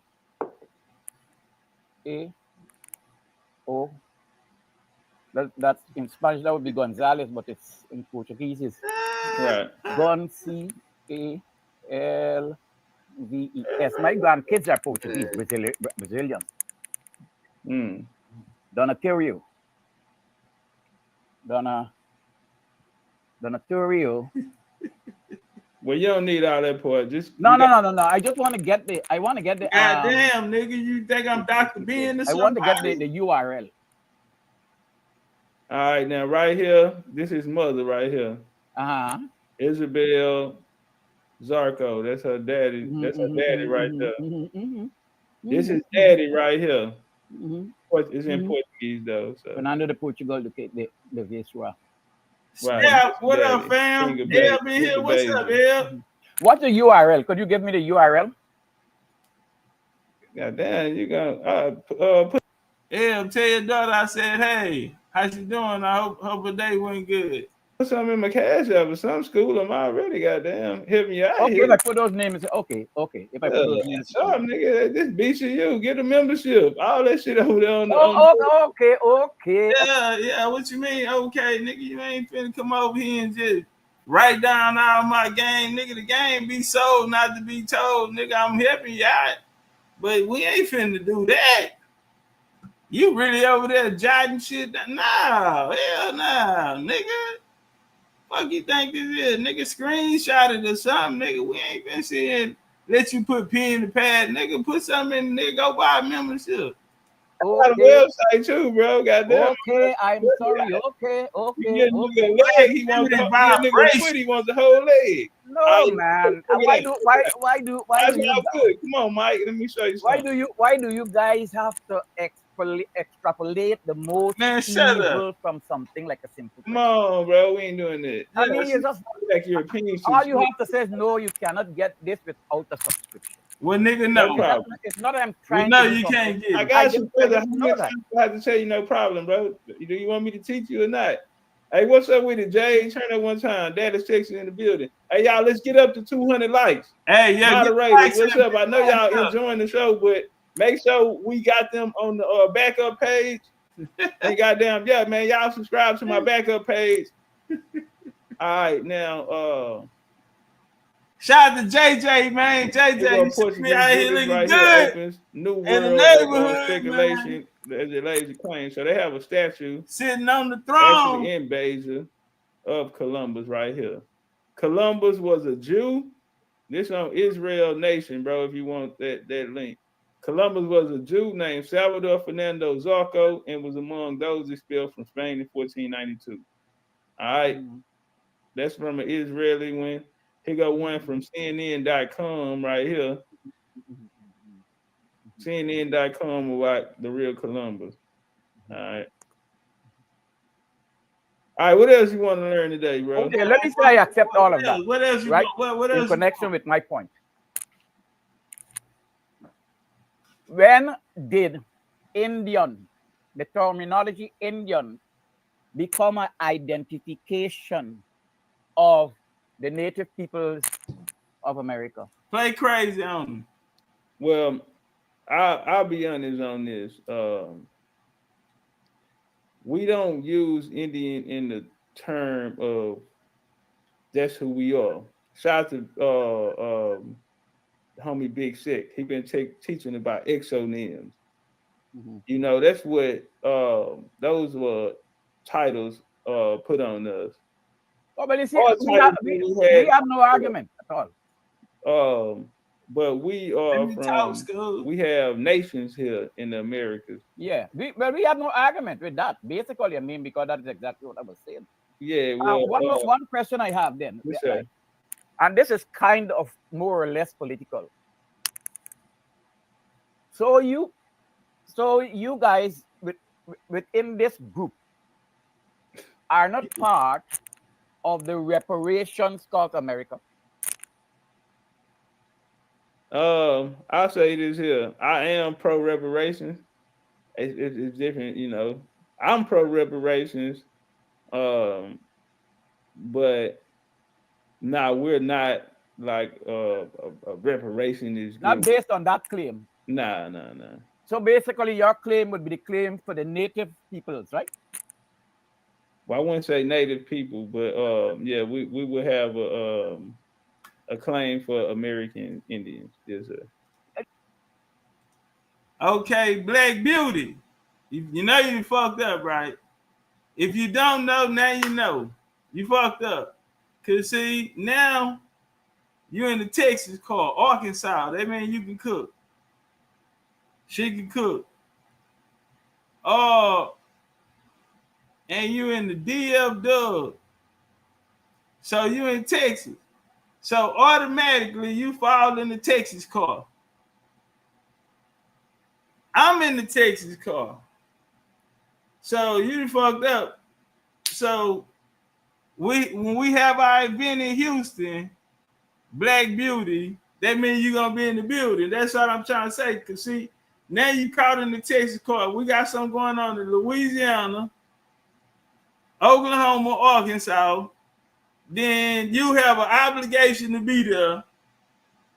Yeah, cause now, goddamn, you gonna be over here with us with BCU. Yeah, it's gonna be BCU. You in the Texas car. If we going to Louisiana, Arkansas, Oklahoma, you better have your ass out there.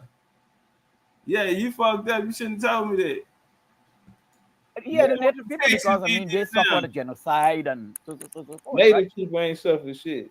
And hold on, do you listen to Zydeco? Hold on, I got 2 questions. Do you know what Boudin is? Hold on, y'all. Let's see if she can pass the test. Do you know what Boudin is? Yeah, first question. Do you know what Boudin is? That's the first question. Black Beauty, that's for you. Do you know what Boudin is?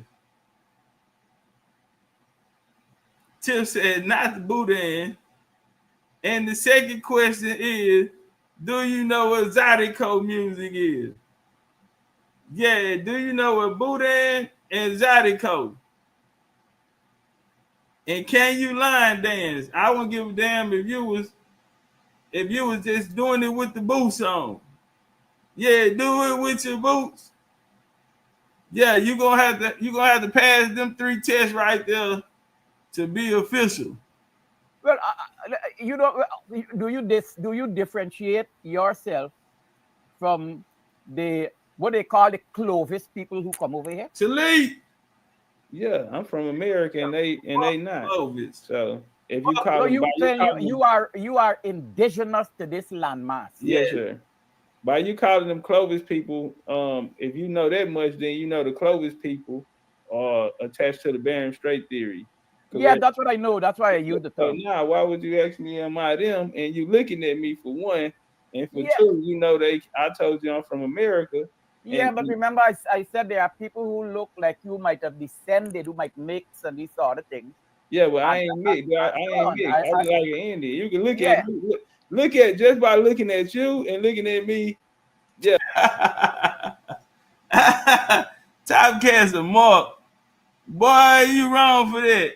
Hey, you see how I play on them, right? Like, who you talking to, fam? The brother gonna tell me maybe you mix. I said, well, hold on now, nigga. We can, like I said, I'm from America. We can look at me and we can look at you. Now, y'all want to talk about this black and we all together and we all one big family. And I just want to step back on some of you niggas and say, nigga, look at you and look at me. Ain't no way, I'm gonna talk to your soul. Nigga, if you don't, go get a mirror. The nigga look at you and look at me. Some automatically ought to go off of your head and say, nigga, we are two entirely different species. No, for real. Nigga don't play with me. Nigga, look at me and look at you, boy. And then we ain't even gotta say nothing because you ought to already know after that. Yeah, I'm from America. Yeah, I'm dark skinned. I'm a dark skin. Well, you look like you got some Scottish Irish in you. I'm looking at you. And you sound like an Irishman. That's very good because my grandmother's father was he was what I call a Stewart, no? All right. So like I told him, since you want to bang, well, let me really tell you what's going on. Look at me, look at you. Nigga, I look like an American Indian. And since we on that conversation, use a Scottish Irish Sephardic Jew. That was actually good because, that's actually true. My grandmother's father. Oh, okay. Yeah, nigga, I am the creator of Black European, nigga. I know my phenotype, nigga. Don't play with me, Sephardic Jewish ass, nigga. But that's not something I really tell us about that. Tell us about that. What you call it? Look, there are certain. I believe in this, right? I believe I have a right to self-identify. Okay. Yeah. We ain't stopping part of my lineage, right? Yes, sir. I choose to identify with the African part of my lineage. Hey, hold up, time out right quick. Hold on. This is a teacher moment right now. Mm-hmm. Hey, somebody said he look West African. No, he don't, bro. This what y'all listen, bro. That's not a West African look. West Africans don't get that dark. And that's no disrespect to you, brother. No, but West Africans don't get that dark. No. You have some West Africans in Ghana who get that dark. Hold on. Let me finish. Mm-hmm. And because we're gonna deal with Ghana. You need to come to my lecture coming up on Ghana. Mm-hmm. We're gonna tell you how the dark-skinned people got to Ghana. But this is a European look. Oh, please. You got some Scottish Irish and you got some Sephardic Jew in there. Oh, please. Ain't nobody get blacker than them Portuguese and Spanish niggas. Oh, please. Do you have Portuguese and Spanish in you? Who, me? No, I don't think so. You don't think so? Okay. Look, you see, I have seen migrants from India in my country who darker than I am. Right.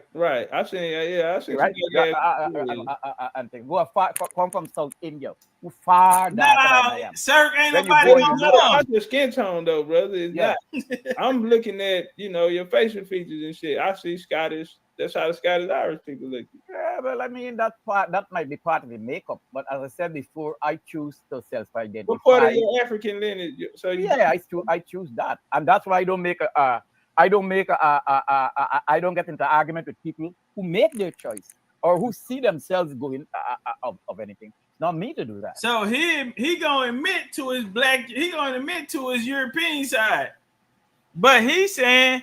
He choose to self-identify with only his African side. So right now I got him feeling real vulnerable, right? Because he had to give it up, become impressing on some Pan-African, and now I done turned him into we didn't reveal he's a Black European, right? It didn't even have to go there. But he talking about an Indian and maybe you mixed. No, nigga, look at me and look at you. I look like an American. And you look like a Black European. And so now he trying to find his way to Africa. He insecure. Case bust, damn, I ain't never really thought about it like that. And how I put it on him, he said, you know what? That was good because, my mom's dad is, come on now, nigga, I'm looking at you. Then I hit him with the Sephardic Jew because he got that in him too. So check this out. So now his pride hurt really. And so now he finna try to get over here to Africa. Well, let's go to Africa with him, y'all. Right. To answer me this, what type of African do you have in you? West Africa. Hey, Topcatz just be so cool and calm. Ain't this the coolest nigga in the world? Man, fam be so chill. You gotta understand, nigga, I know the next 5-6 questions I'm finna ask this nigga. But I'm just calm. You just be calm so they don't think it's coming. So, yeah, we're gonna walk. So, you don't think so? Okay. Look, you see, I have seen migrants from India in my country who darker than I am. Right. I've seen, I've seen. Right? And things. Who are come from South India, who far darker than I am. When you go, well, it's not about your skin tone, though, brother. It's not. I'm looking at, your facial features and shit. I see Scottish. That's how the Scottish Irish people look. Yeah, well, I mean, that might be part of the makeup. But as I said before, I choose to self-identify. Well, he's Sierra Leone. Yeah, I choose that, and that's why I don't get into argument with people who make. I think he mentioned that, Aaron. Of anything, it's not me to do that. Right. To answer me this, what type of African do you have in you? West Africa. Yeah, what kind of West African? Most of the people in Guyana, the vast amount of people in Guyana basically who identify as Africans came from what they used to call the Gold Coast. They used to call it the Gold Coast at that time. Can I ask him a question? Hold on. Let me see. I want to try to see if we can get a country out of West Africa. Yeah. I see, I'm doing the walk down. I'm just being patient. I'm not being loud. You know what I'm saying? I'm finessing. So that's why I agreed with him earlier. Now I see the sister Saint say you can't get blacker than that. But he said he seen somebody blacker than him. But I just agreed with him. It's a debate tactic, right? It's to get the opponent comfortable. I just want him comfortable because he insecure, so he gonna be a little antsy. So I just gotta be patient, calm, finesse my way in. But I'm asking some direct questions. You know what I'm saying? And so I'm just getting in range because I'm gonna go for my move. But yeah, I agree. Now you can look at it now. It's hard to, if it's a nigga blacker than that, nigga, you got a tone. You blacker than the devil. What Judge Joe Brown say? Blacker than the devil. Yeah, that nigga that blacker than the devil. Blacker than the Million Midnights. But I agree with it. I said, yeah, school shit. Don't let that shit. But man, I seen nigga way blacker than you. Yeah, I just want to get him calm, and I'm finna work him. God of him. So what country would that be? That was Ghana. Ghana was part of that. So you coming out of Ghana? That's what I'm saying. What part of Ghana though? Not me, my ancestry. I don't know exactly. No, I get that part. I know it'll be your ancestry, but I'm saying like, is it where did you get that information? Some of my information came from my grandmother, right? Most of my information came from archives in our country, basically. There was one time we had Ghana Day, which was a holiday recognizing the independence of Ghana. In our archives, let me go back and look at our archives. The archives of the people who were enslaved. Superior say he lined his ass out, got him shook up. Bro, you can have that pressure. You can put pressure on a nigga without being aggressive and loud, and yeah, he ready to go. He ain't got this. His equilibrium is off. That black European shot knocked his whole equilibrium off. He ain't been right ever since. And he's stuttering like a motherfucker right now. He don't know what to say. They used to call it the Gold Coast at that time. Can I ask him a question? Hold on. Let me see. I want to try to see if we can get a country out of West Africa. Hey, y'all get the likes up. So what country would that be? That was Ghana. Ghana was part of that. So you coming out of Ghana? That's what I'm saying. What part of Ghana though? Not me, my ancestry. I don't know exactly. No, I get that part. I know it'll be your ancestry, but I'm saying like, I heard him say he don't know.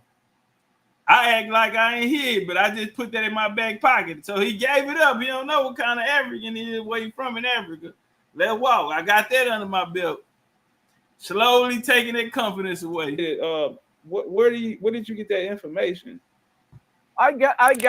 Some of my information came from my grandmother, right? Most of my information came from archives in our country, basically. Okay. There was one time we had Ghana Day, which was a holiday recognizing the independence of Ghana. In our archives, when we go back and look at our archives, the archive of the people who were enslaved and brought to Guyana, most of them list them as originating from the Gold Coast. Okay, and we have those archive histories still in our country. No problem. Did you find any of your ancestors in there? Oh, I traced my ancestors. Yeah, I traced my ancestors to the point after emancipation, when they went and bought a village. They put money together and bought a village. Emancipation? Huh? What year was emancipation? It was close to it. It was at 1838. Huh? Around 1838. 1838. Yeah. Okay. Okay, so well, you got back pretty far there in 1838. So what year did they make it to the West Indies? When did they come to? They started coming. Nigga, you heard me. But don't never let him, bro. When Top Cat do that to you, he say something, and then he turn around and ask, bro, it's a setup. Like, I'm gonna give you that because I wanted you to move here so you can be right in line for the right hand. Come on, man. Then he gonna sit there and lie to me. He stumbled on it. They started coming. What part of Ghana though? Not me, my ancestry. I don't, right? How these people came there, right? All right. There's a catalog that lists the arrival of peoples who were enslaved to the landmass in Guyana. They landed them in Barbados first because that was an island. They took a while there, keep them there, and then they moved them to Guyana because Guyana was a vast mainland. Now this is between the British, the French, and the Dutch. Those were the three European countries who were doing that. Yes, sir. We're familiar. Basically, it ended up that the British was the last because they managed. That time they used to change control of Guyana almost every month, and the British end up defeating the French. Tell us about the records. I'm more interested in the records. I'm familiar with all that history right there. The records. Listen to me, right? I'm a migrant to America. I've got records of these things. I don't walk. Those things are voluminous, basically, right? I keep them. I was a cop for like 19 years before I came to this country. How many people you arrested? Huh? How many people you arrested? Oh, man. You got to go there, man. Do you think that colonizer in you that making you want to capture people came from your European side? No. That's kind of extrapolating, basically, because what you're doing there is you're conflating policing in America with policing in those countries. It's very different. Nigga, the police is the police. He told me he was the police for like 20-some years. So I asked him, do he think that police spirit, did he get that from his European ancestors that make you want to go capture niggas? Yeah, I'm going to the body. I want to knock out. Okay, no problem. YK, you can come on the panel, YK, and help him out. We got. Are you a Pan-African? If I'm a Pan-Africanist, yeah, I am a Pan-Africanist. Ideologically, I am a Pan-Africanist. All right, y'all. Do y'all have any questions for Brother Keith?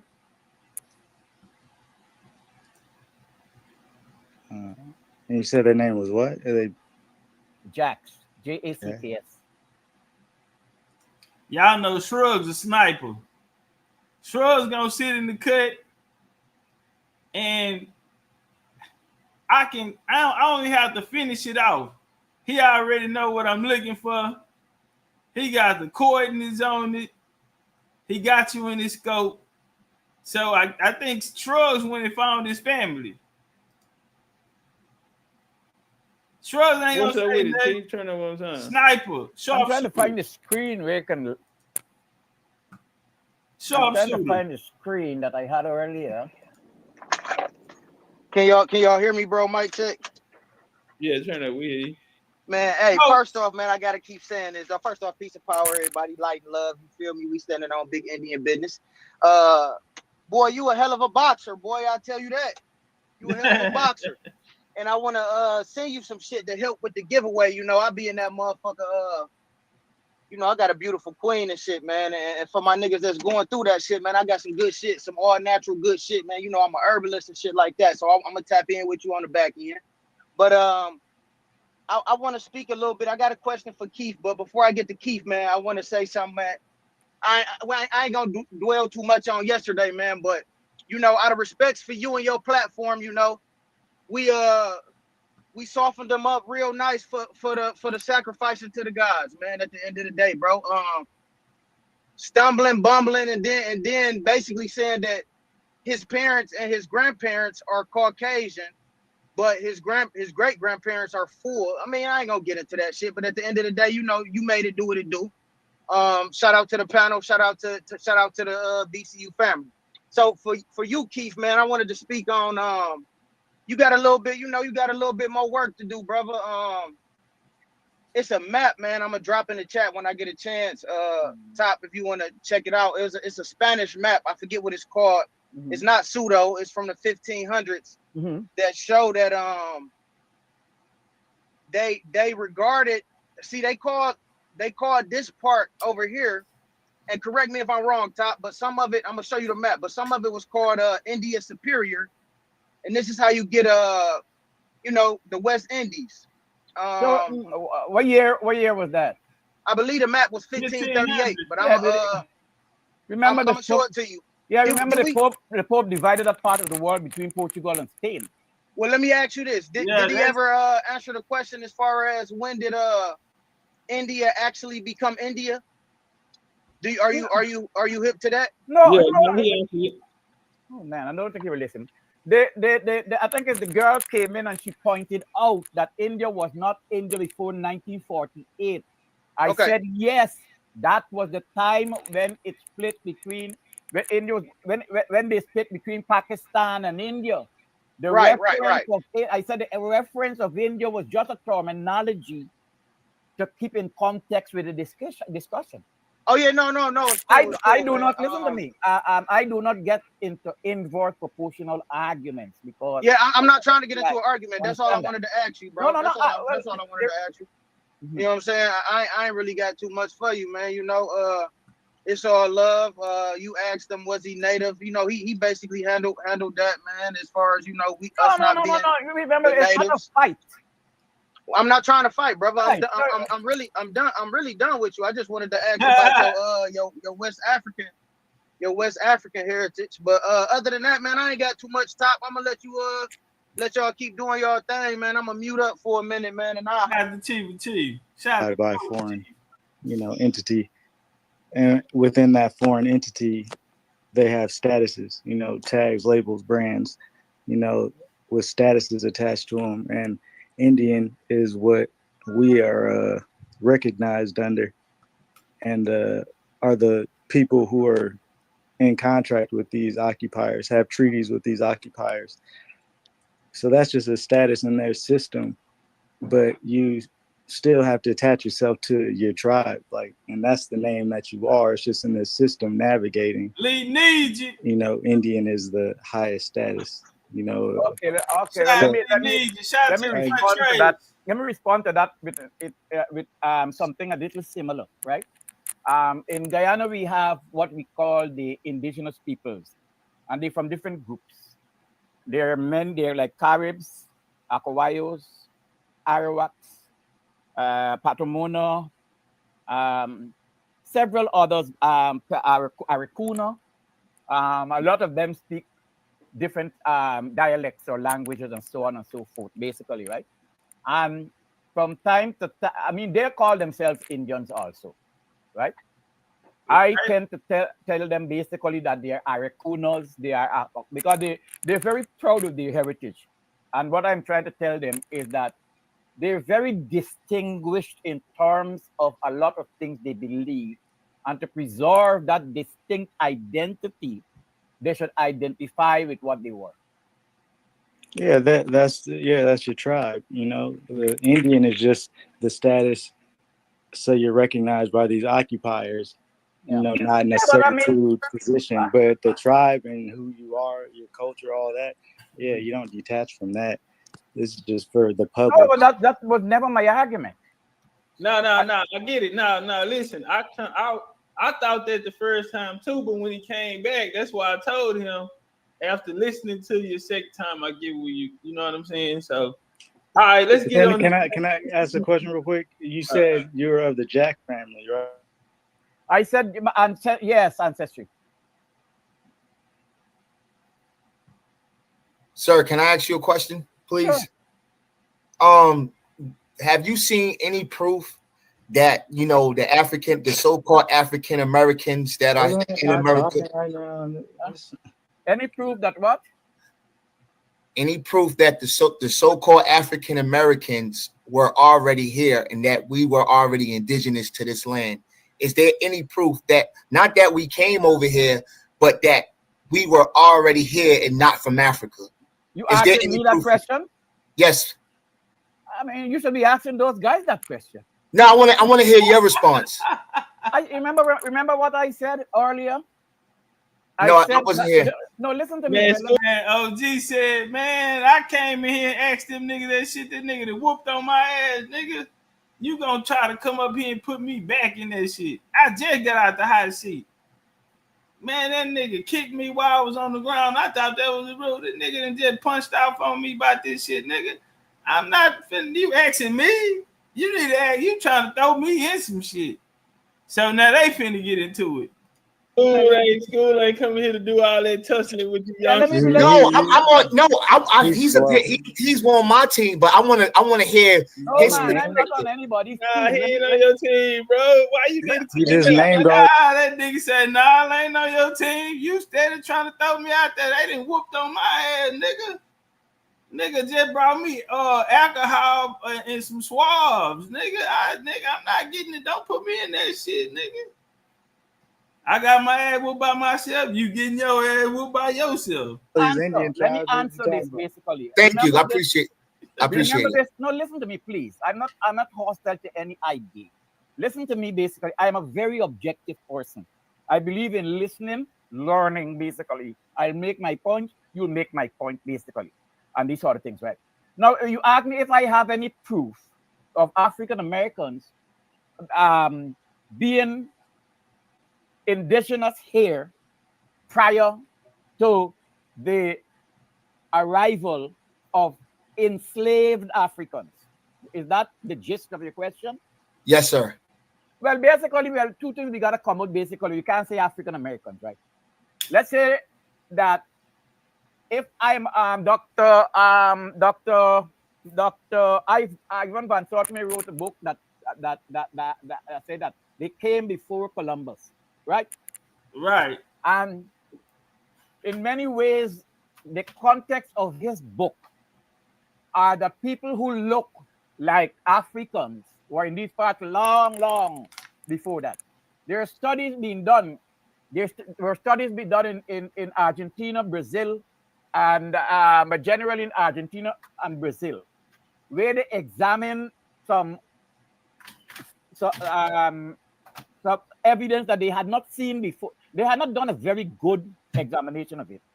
When the examination now proved that those people predated what they call the Clovis people.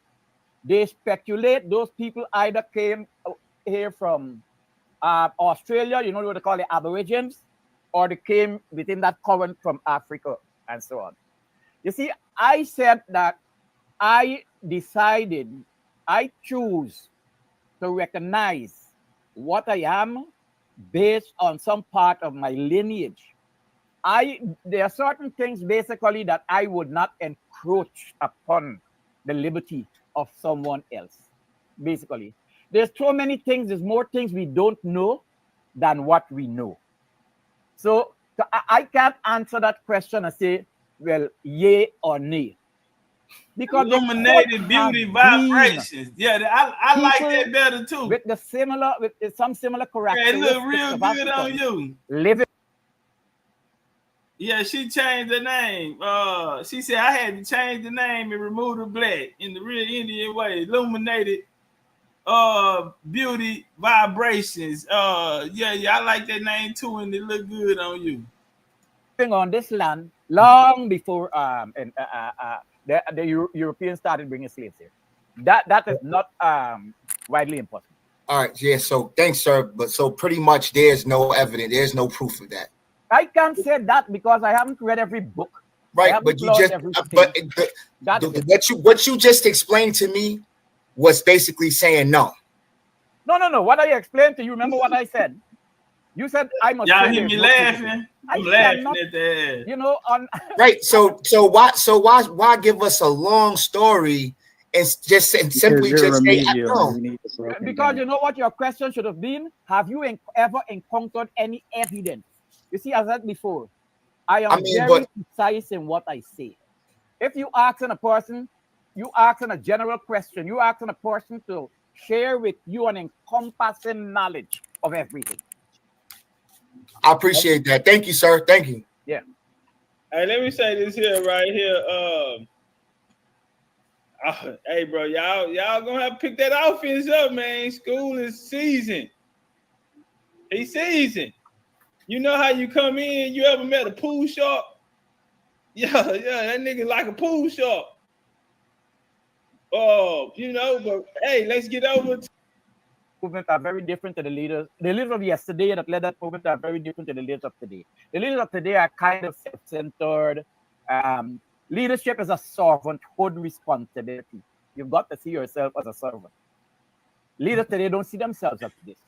They see themselves as masters. And that kind of leadership basically is not going to basically be beneficial to any organizational effort. Okay, what do you start Pan-Africanism is, like, for the origin for you?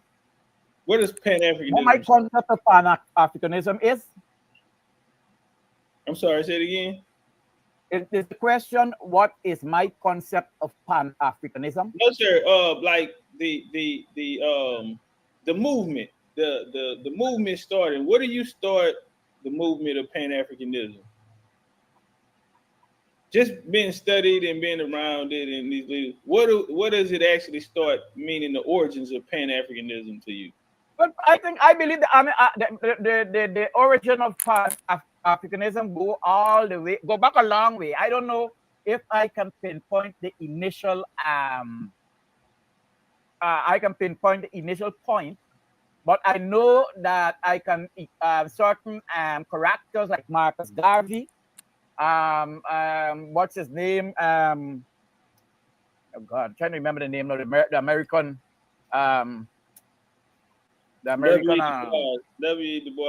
W.E. Du Bois, and these other things. I think they were basically like pioneers in it. Right. Kwame Nkrumah. A lot of the people get killed before Patrice Lumumba. You like Kwame? Huh? You like Kwame? Pardon me? Do you if I like him? Yeah. If I like Kwame Nkrumah? Yeah, I like what he said. I know him personally. He sounds good, huh? No, because he's a guy. I remember this. No, remember this. When he was flourishing, I was a kid. Right? Right. When he was flourishing, I was a kid.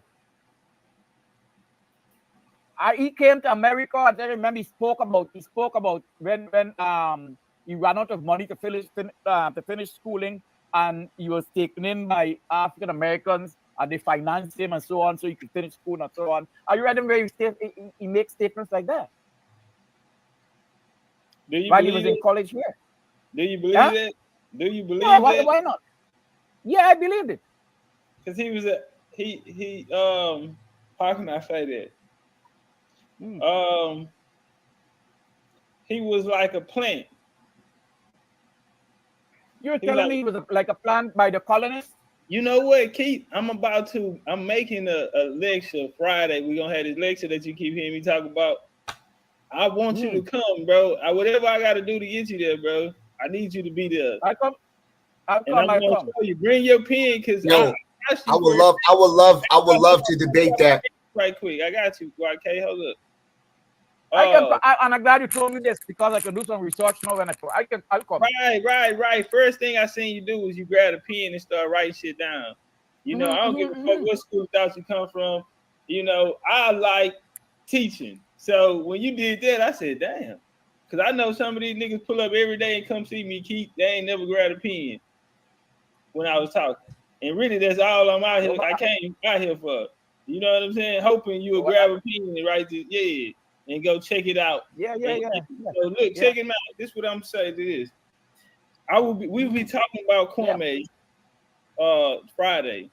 And not everything and what you just said. Okay, that's great. I'll tell you what I mean. Okay, that's great. All right. YK, what you had wanted?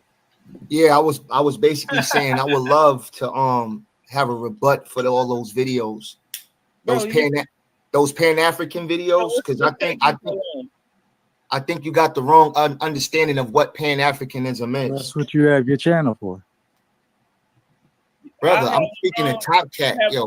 Understanding. Hold on, Top Cat. My bad, brother. Hold on, Top Cat. Let me. My show, bro. Listen. Let me address the brother real quick. I'm not going. It's not addressing the brother, bro. We gonna move on like you said you was gonna do. I don't have nothing to say to that brother. I want to let him know I don't have. Just talk to me, brother. It's okay. All right, so. All right, let that brother know that when I'm on your channel, can he please, I'm not going to go back. I got you, bro. No problem, YK. I'll take care of it. I got you. All right, appreciate it. All right, so back to us. You said I don't understand. You don't think I understand the origins of Pan-African? No, I don't think you understand the origins, and I also think you're misconfused. My book on that topic is about to drop for spring. You're trying to hold on. You're trying to talk about the origins of Pan-African, and you're going to mention a person that was before Marcus Garvey, but that person never was for going back to Africa. He was saying any place. I know who you're going to bring up. I think it was you talking about Paul Cuffey or something like that? Paul Cuffey never was talking about going back to Africa. He ain't never said go back to Africa. He said you can go back anywhere. That had nothing to do with Pan-Africanism. Bro, you can't do nothing with me. I teach your master teachers this shit, nigga. All right. Big boys. It ain't gonna be a walk in the park 1-on-1. I mean, you got a whole bunch of dudes in the panel, but when it's me and you, it's different. Okay. Well, you know what? I'm glad you said that, because we about to find out. I hope you got some shoes on, because we finna go through there, me and you, and we finna find out. And everybody gonna get I'm not talking about right now. Nah, what's up? Nah, I'm not talking about right now. We gonna set it up. We gonna set it up. You ain't nobody like that, bro. Hold on. It's not about clout or none of that. We building. So I don't care about this YouTube stuff. I don't care about this stuff. Get ready. You come here talking this shit, talking about I don't know nothing about Pan-African. Nigga will line that shit up. Nigga, like I said, I teach the teachers about Pan-Africanism, the origins of it, because they don't know. Keith Williams. Hey, hold on. Time out. Say, look at Blue Marvel. Hey, would you like to come on the panel, Brother Blue? Shout out to the Brother Blue. I seen him a few times. I see you made some comments in the chat. Would you like to join the panel, brother? So you don't have to type, do all that typing. you know, we would love to have you. Southern hospitality. You know, so just let me know. And man, we'll bring you up, homie. I'll send you around a few times, you know. Just let me know and I got you, fam. Are you familiar with Jabari? Yeah. I'm familiar with Jabari Osage. Yeah, but Jabari spanked him. Bro. Huh? Do you like him? What you think about him? I admire his way, his deft manner in delivering his. Nah, we could do that shit. Listen to me. Let me finish, please. In delivering basically, right? I watch a ton of the arguments on Saneta basically in terms of like I'm not much into religion this way that God, this is God. I am a Hebrew and I listen to it basically, right? I find no utility in it for me, from my point perspective, basically, right? And personally, people have whatever spiritual leanings people choose to have to bolster themselves, to give them that inner strength to fight. That's cool with me. I know in Guyana, some of the indigenous people, they recognize what they call Makonaimo, right? That's their god, something they call Makonaimo. The devil is Konaimo, and they have a belief that this Konaimo can be an ordinary person. And I cannot tell you the amount of murders I had to investigate involving them killing someone they thought was a Konaimo. You know. All right, no problem.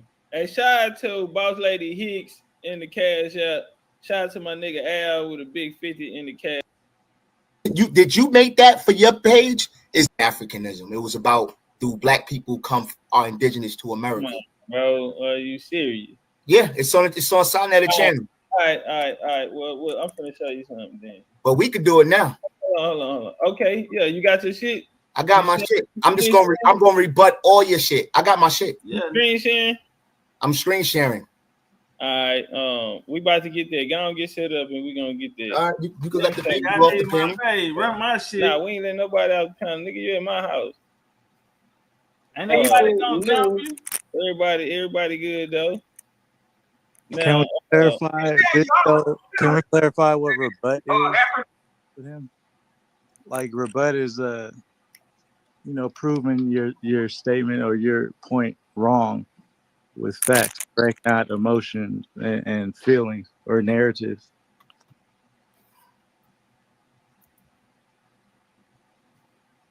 Well, you can rebut an opinion with an opinion. I mean, well, if they're getting documented, they're sharing screens, so to rebut, he would have to do the same thing to prove. Yeah. Right. Rebut is a challenge. Amen. I mean, yeah. Okay.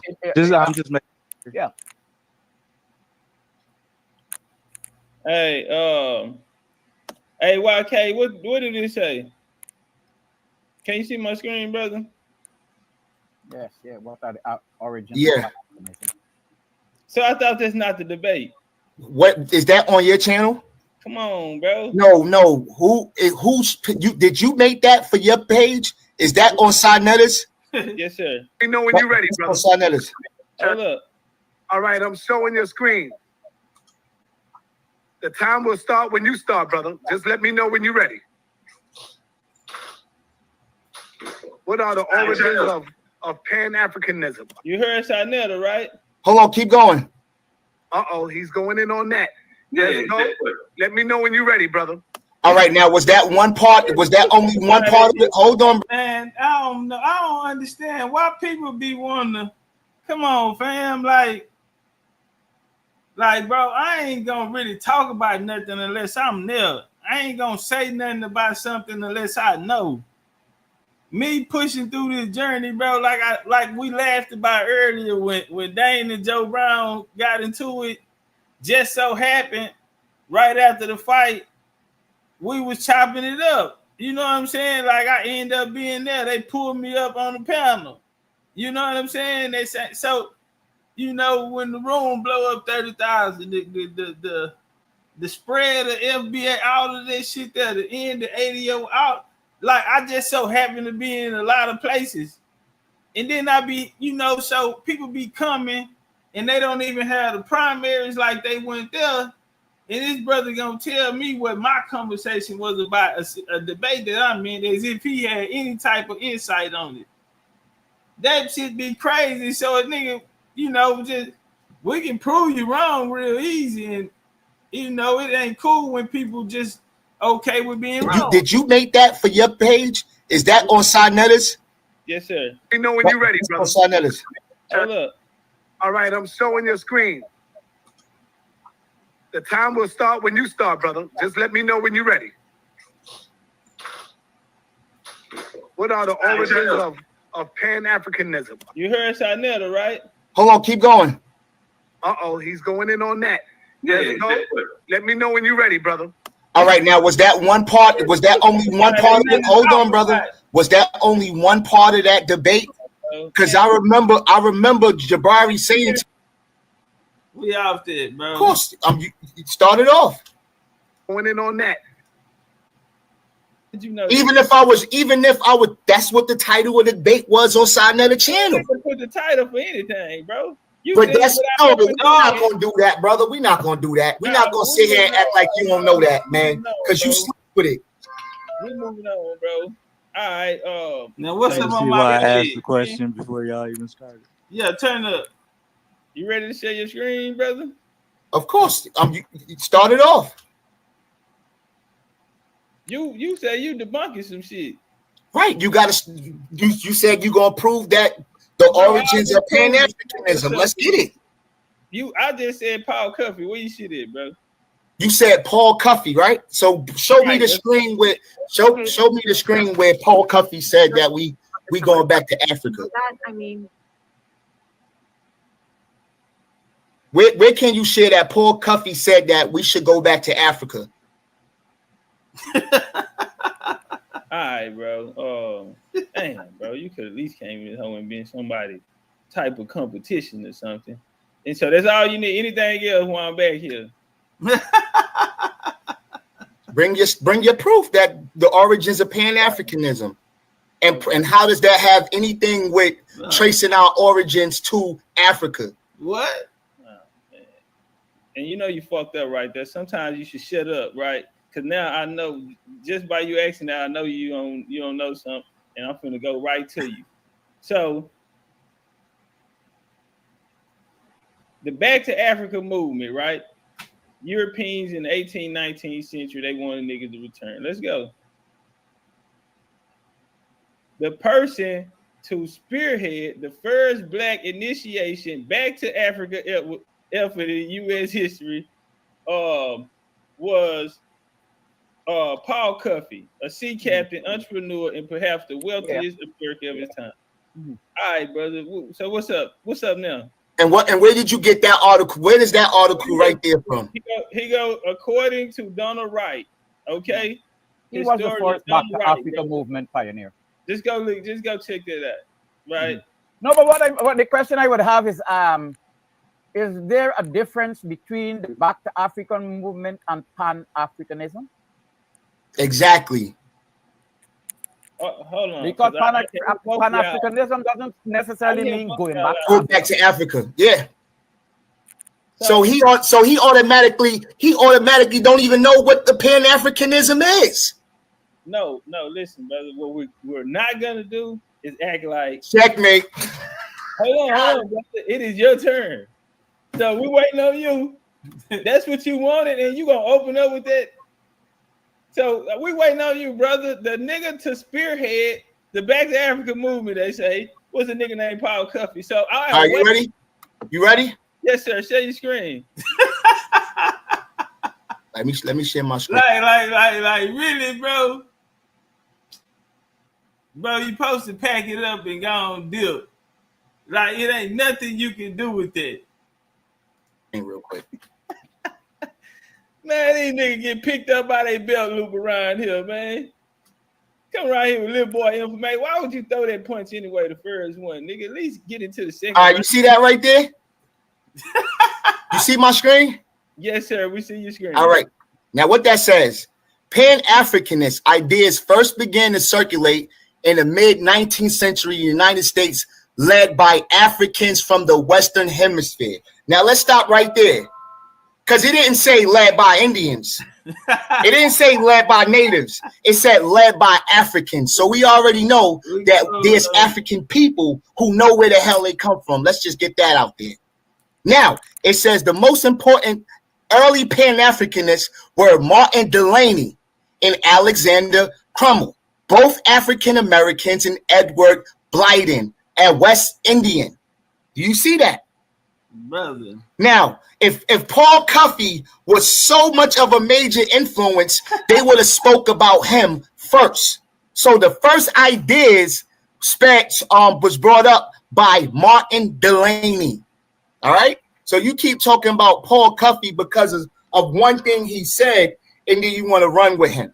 All right. He said. Now let's keep going. What he did. It says among the more important Pan-Africanist thinkers of the first decades of the 20th century were Jamaican-born nationalist Marcus Garvey. All right. In the early years after World War I, Garvey championed the cause of African independence. So these people, see, you can't take one thing from Paul Cuffey and be like, oh, he spearheaded it. No, according to who? You got one person, see, y'all good at cherry picking. Oh, well, according to this guy, he said that. That's just one person. You need more than Wikipedia, brother. You need more than Wikipedia. Now, from the 1920s through the 1940s, among the most prominent Black intellectuals who advocated Pan-Africanists were C.L. James and George Padmore. See what these hold on. So what these Indians do, right? They want to cherry pick their information. They want to create some type of conspiracy. Well, the Pan-Africanists was the agents and all of that, so we won't believe what they say. You got to create in order to have a conspiracy, you got to create a boogeyman. So this is what they do. They try to attack Pan-Africanists. Bro, all you got to do is prove that. All right, bro, we're not doing no preaching. Stipulate.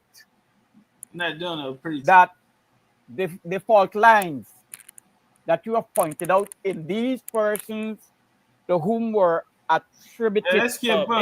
We're not gonna do no. But the most these people, see, you can't take the most prominent Black thing, but those other guys, they had ideas, they had concepts behind it, so they get the credit, not this dude who just mentions it. That's not how it works. Too much preaching. Y'all got to stop cherry picking information to fit your agenda. Okay, brother, you done? I'm so patient. The floor is on you, brother. All right. I'll work, easy work. You know, you sitting here with this screaming and hollering, bro. And I do you one better, right? I love to teach. Before I get to this here, OG, Keith, did you have something? You was about to say something? You can get it out. No. I said that when he said see after myself with CLR James. I'm sorry. What I would say basically, according to my understanding, is that Pan-Africanism has several kinds of shapes and forms. It can take several kinds of shapes and forms, what you might call, like, say, manifestations, right?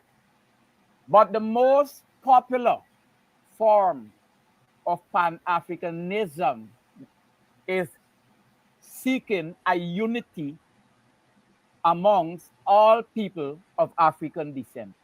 It doesn't necessarily mean leaving where you are after you've invested so much where you are and going back to Africa and so on, right? The central premise of it, or the most popular premise of it, was unity among the people from the mainland and in the diaspora. All right, appreciate that. YK, you ready, bro? I'm finna show you when you ain't gotta do all that talking. You ain't gotta preach and put on tap dance shoes and all this shucking and jiving. You just step right to it, nigga, right? So your Elwood Blighton guy, right? Father of Pan-Africanism. That's what you said, right? Talking to you, KY. Hold on, let me do this then.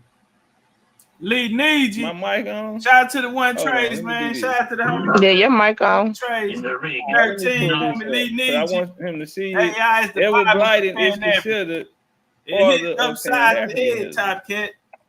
Yeah, I'm going overhand. I never said that, brother. I never said he was. I'm teaching you. Teaching you, brother. The fuck? Okay. I know you don't know. All right. So let's do this. Because I am the teacher. This is when the teacher gets taught. Elwood Blighton. Okay. Elwood Blighton, widely known as who? The father of Pan-Africanism. All right, let me stop right there. No, bro, get Hold back. on. No, because that site right there, that site right there, you can't say. Listen, brother, chill. Okay, you're gonna get your turn. I just sat there and listen to you preach a whole sermon. Elwood Blighton, widely known as the father of this Pan-African shit. All right. Blighton was the third. I wonder why he wanted to hurry up and move. Why? Because he know the nigga is very, very agent provocative. You can't name a Pan-African leader who wasn't an agent. Let me show you how this is done. The family lived predominantly Jewish and English-speaking community. Dutch, goddamn Sephardic Huguenot shit. Now watch this here. Now, guess what? In his Dutch reform, he gonna meet a Protestant by the name of Reverend Knox, the Knox family. Okay, Protestants. That family have a deep history. Well, they was into the missionary work. So guess what? Just like all Pan-Africans, he went into the missionary game. They tried to go to Rutgers. They couldn't go to Rutgers. So guess what? They turned their attention to Africa. Africa wasn't even the nigga first interest, while he y'all father of Pan-African around his house. Now, in now you had the American Colonization Society. Once they went and formed Liberia, you had these Americo-Liberians go over. Well, now what do the Protestants do? They protest. Okay? They protest. Well, here comes Blighton. Okay, now the nigga grew up in a goddamn Dutch Reformed church. And he's on mission by the Dutch Reformed church. And he gets out here and get what he do when he get to Africa. He go out there, he go to Liberia to teach. He ended up becoming a Presbyterian. Blighton was ordained Presbyterian minister. What else he gonna do? He gonna form a college out there. What else he gonna do? When he got out there, he played Muslim. He grew up in a Jewish church, but he out there talking this Muslim shit. Yeah, because you know why? The Americo-Liberians came out there talking that Christian shit. Because a Pan-African ain't nothing but a Christian. Let's walk. This your boy, missionary. And he get to be awarded the father of Pan-Africanism. And like we said, Pan-Africanism ain't nothing but some black European missionary shit. And you niggas ain't, hold on, we're gonna see what you got. You down two now. Who else you gonna go get out the closet? Go get me another Pan-African so I can show you he was a agent as well. Damn. But let me say something now. Hold on.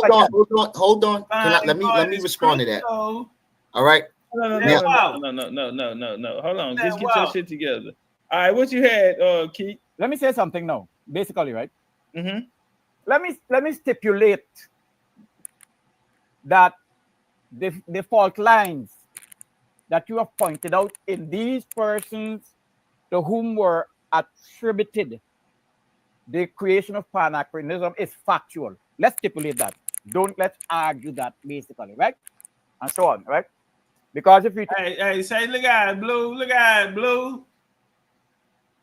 Hey, look at it, Blue. Hey, we gonna let it go.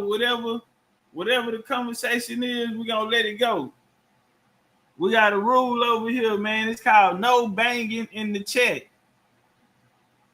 So when we do the no banging in the chat, man, hey man, I don't have no reason for you, not to be here. We glad you here, but we do not bang in the chat. If you got a problem with somebody in the chat, or if you debating some shit, we not spamming the chat because we got a whole program running up here, and that's taking the people in the chat. You taking away if they get something out of the conversation. So what we do is come up. We don't bang in the chat. If it's a problem, we get up here and y'all line that shit up and get y'all fade out the way on that conversation. We allow that. You know what I'm saying? But we're not going to allow no distraction, because there's people in here trying to get something from the bill. We talking about the origins of Pan-Africanism. So, we want you in here, homie, but no banging in the chat. If you got a problem with somebody in the chat, and I see niggas with BCU coats arms out there, so I know they ready to rock and roll.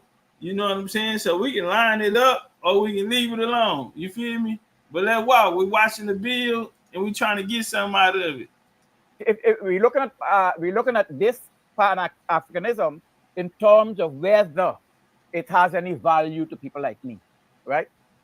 And I would argue it has value to people like me, has nothing to do with who found it, basically, or who is credited with founding it, right? The concept of it basically was the unity between, that was the basic concept of it. So I cannot choose to extrapolate the behavior of those few as a representation of the commitment of the many. It could be factual. To find flaws in human beings. Empress Wakening, that was the young Top Cat. This brother right here, he come from that era, so that's why I entertained it. The other one, that was nothing, and I agree with you, and shout out to the homie Blue, man, it's all love, family, you know what I'm saying? Like I say, you know what I'm saying, nigga, I want you in this motherfucker, we chilling, we all building and learning, but we just can't distract everybody, you know what I'm saying? We trying to run a program to get people to get something out of it, because it is a good conversation, not the low vibration, but with old school, you know what I'm saying? Because he actually coming from that era, he got that age, and he got it from the island, so it's a good international build, so that's what we walking on, that's how we push it. It's not a flaw. Behavioral flaws. You see what they said, right? Then when he couldn't get into Rutgers University, then they turned their attention to Africa. Well, that's what I mean. That's deceit. That's a trait. That's opportunistic. Those are frailties. Blue, what's up, fam? Come on, man, chill out. We good. That is what I mean. Basically, people can start. We good, Blue. It's all love, homie. Or with an idea to do good things, and along the line, when they encounter disappointment or any obstacle, they change drastically, and that is a feature of humanity, human behavior, and human. I agree, but you gotta understand, this now, because we're talking about the origins of it. Edward Blyden wasn't actually that effective as, let's say, a Kwame Du Bois or something, but he was there to lay the foundation. He also ran the Back to Africa movement in Barbados. Yeah, but yeah, and nobody answered the call. Like, Why do you think nobody wants to go? Well, of course, because they saw what you account of him, what you laid out about him. Those people were intuitive enough to have found that they deserved it. Right, they know. See, this is why I say it's a good conversation, because he coming from the islands. Now, usually, you know, my OG was in here, Aaron Walking at that time. I would have, you know, got him up there, real maroon shit. You know what I'm saying? So, but so it's a good conversation on Pan-Africanism with somebody who been in Pan-Africanism over 30 years. You know what I'm saying? Identify as it, and he coming from a perspective on the islands, because the Pan-African line did go through the islands. It was where you just say all areas was British. You feel me? That the British occupied. That's what formulates what would become called Pan-Africanism. That alliance. Right. I agree. Okay. That makes sense. Because nobody wants to go in America as well. When Paul Cuffey, right? Hold on, maybe I should show him that, because we're talking this shit. Paul Cuffey then was the first to ask niggas in America to go to Africa. And Paul Cuffey was an Indian and his daddy was European. His mama was an Indian. They don't even hide that. He married an Indian woman and had kids had Indian babies. All right, you ready for me to address what you was talking about? Yes, sir. All right. Now, so your main argument is that because he was a Christian or a religious person, that made him an agent. That's what you're going based on, right? Bro, I ain't answering no question. Do your thing. All right, got you. So your argument is that because he's a Christian, or that he had to be an agent and all of that. Now let me show you something right here. Can y'all see my screen? We can. All right, now watch what I do. I'm gonna click who is the father of Pan-Africanism, right? What'd that say? Man, what I just did to the mother nigga. You ain't got no understanding on what I'm saying. Get back to school. See, this is what happens. You get caught up in time frames, and you get to what you got to say. They do the same thing. Listen. Fuck this platform. Y'all nation as one people. Now you cannot build a nation of one people if you're trying to tell everybody to go somewhere else. No. There go my baby.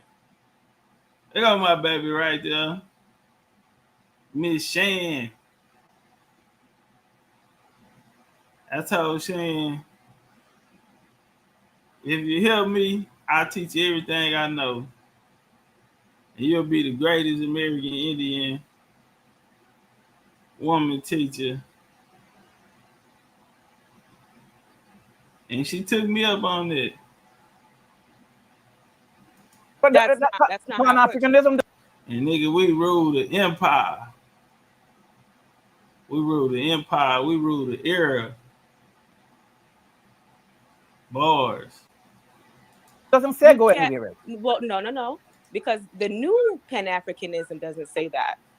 All right. Now, I grew up with some Pan-Africans, right? Listen to me. You see, this is what I'm saying. You're saying the new Pan-Africanism doesn't say that. Now, when we look at the concept from Du Bois, etc., they define it as a way of uniting people. Now, let me tell you something about Mia Motley, because you see, this is the thing that sometimes the same way you manage to point out the discrepancies in people like Delany and so on, I can point out the discrepancies in her because I live close to her, and my life and the life of my kids are incidented by things she has done. So you have to be very careful when you make it, because Mia Motley joined with Mia Motley. My father, is in Barbados. You're talking to someone with family that it doesn't matter. Listen to what I'm telling you now. Talking about, but go ahead. It doesn't matter. Listen to what I'm telling you now. I'm telling you now about something that happened historically, and that happened in 2020 in Guyana. There are two large political, or let's say, ethnic groups. The two major groups are blacks and Indians, basically, right? They had an election the election list, which was created by the Indian Party, had 637,000 voters from a population of 740,000 people. Right? Now, when the election was over and it was counted, the person responsible for the election declared the party, we say the coalition party, APNU, led by a black man, as the winner. The commission, the election commissioner, an Indian woman, allowed the counting of dead people in order to declare the Indian-led party the winner.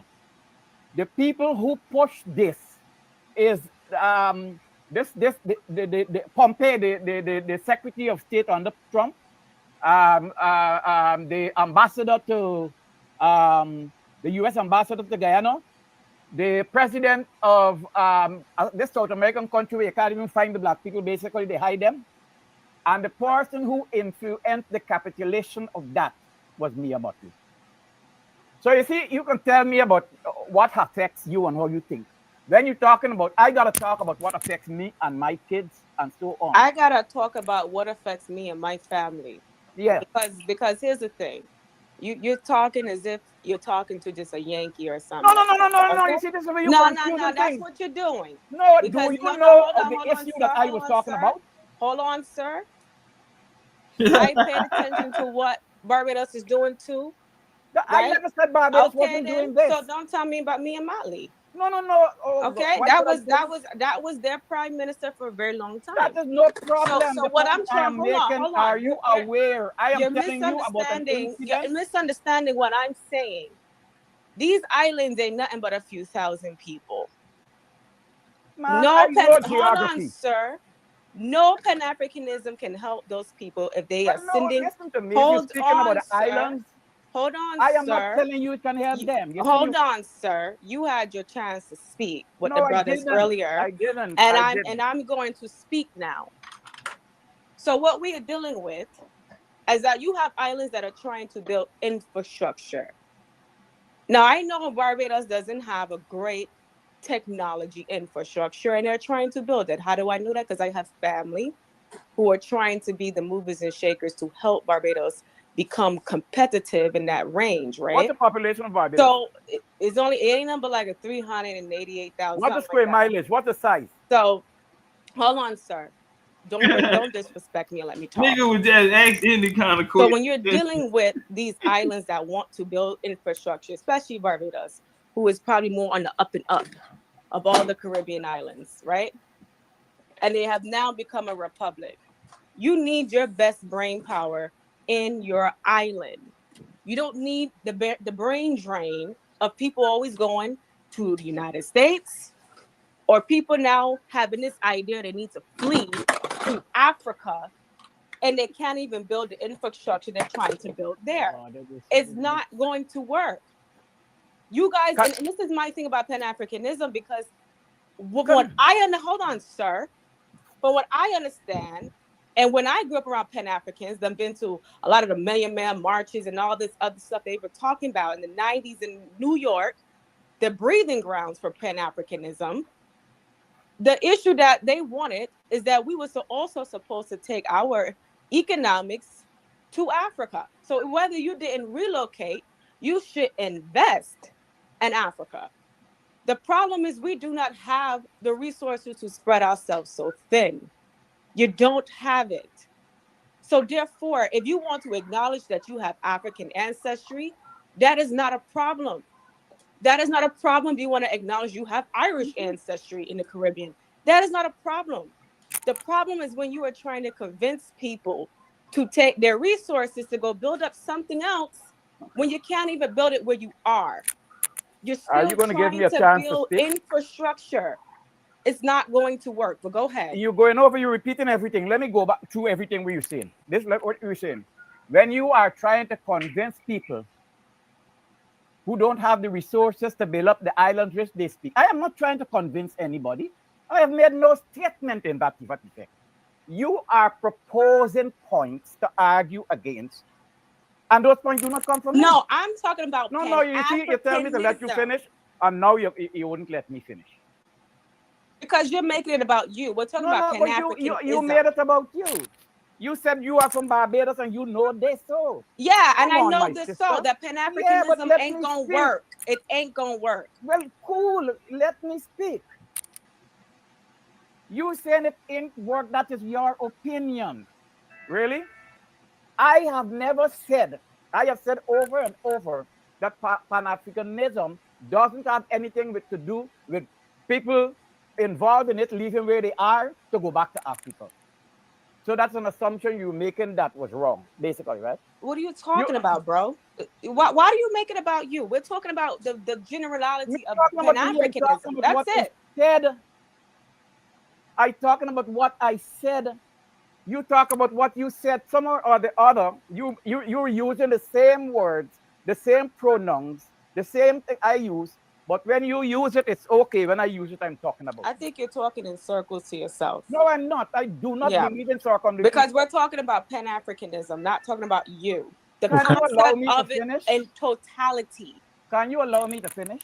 Yeah, because don't lie and say like you're not. Go ahead. I mean, this is the.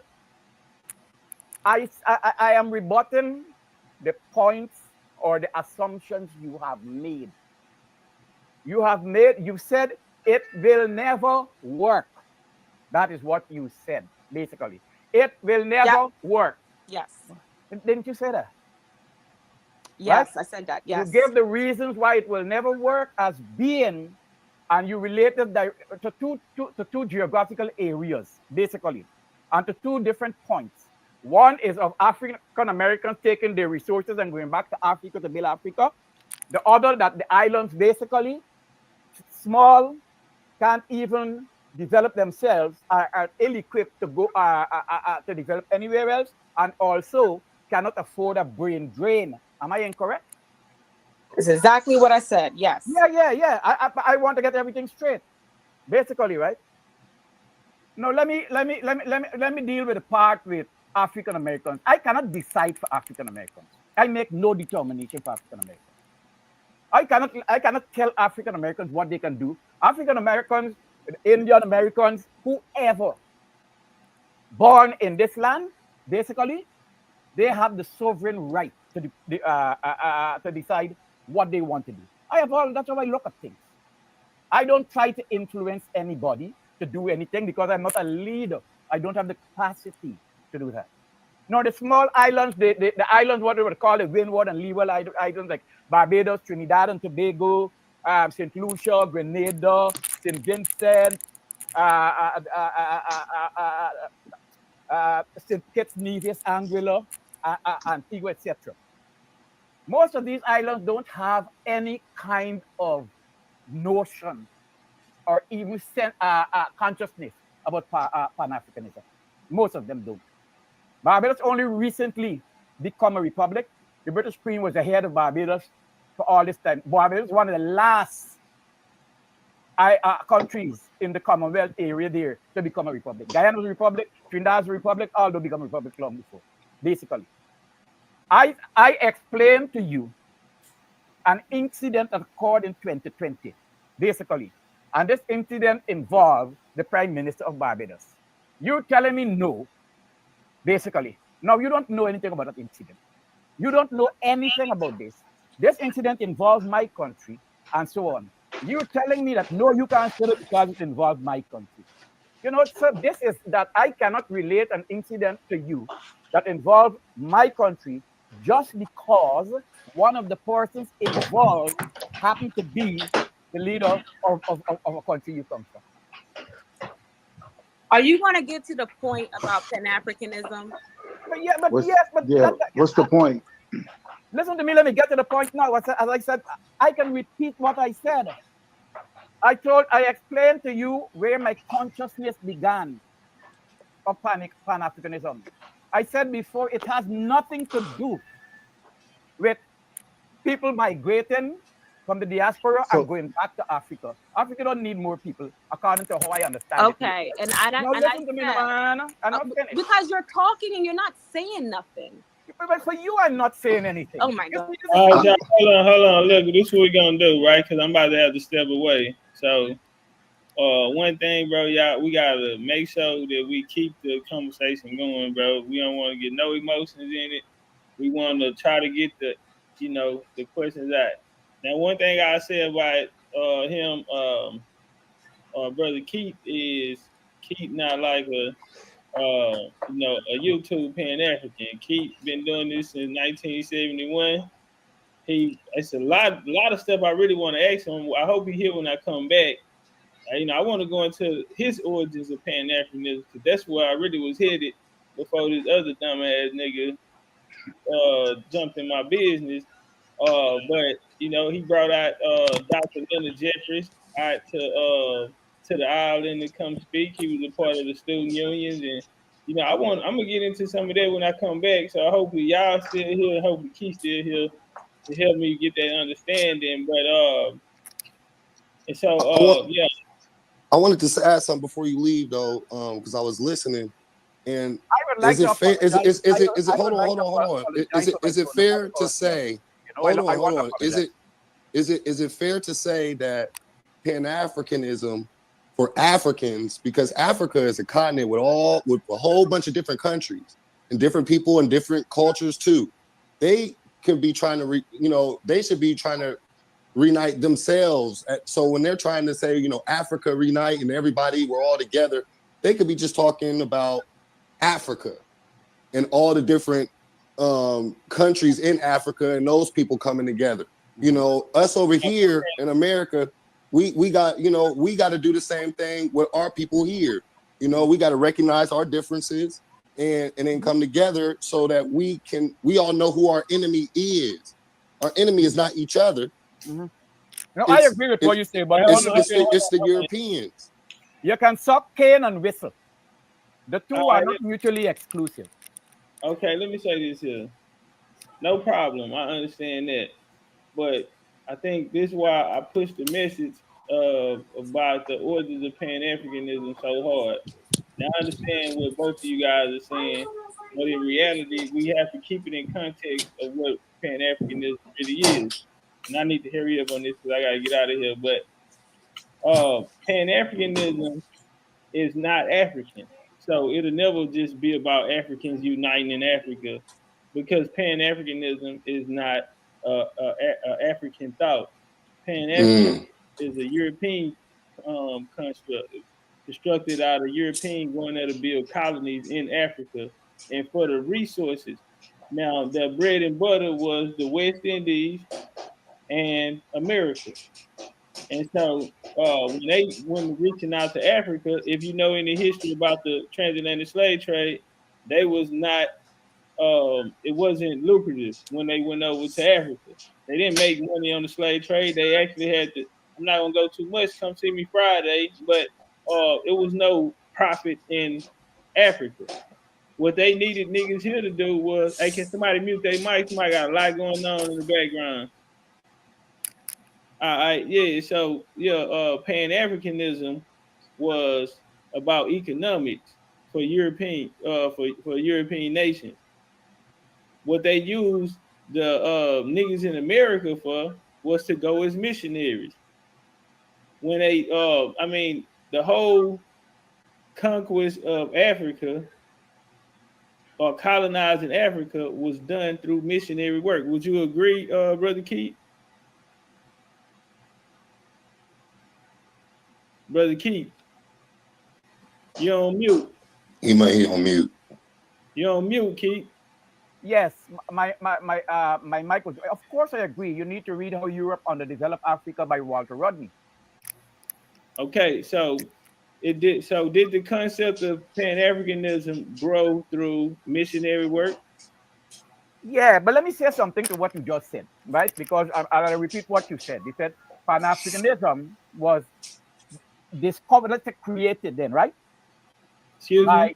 No, tell me if I'm going wrong. Was created by Europeans using Africans, right? Yes, sir. For the purpose of basically exploiting them, right? Well, they didn't use Africans. They used and using them, etc. Right? They used Americans to go to Africa. Yes.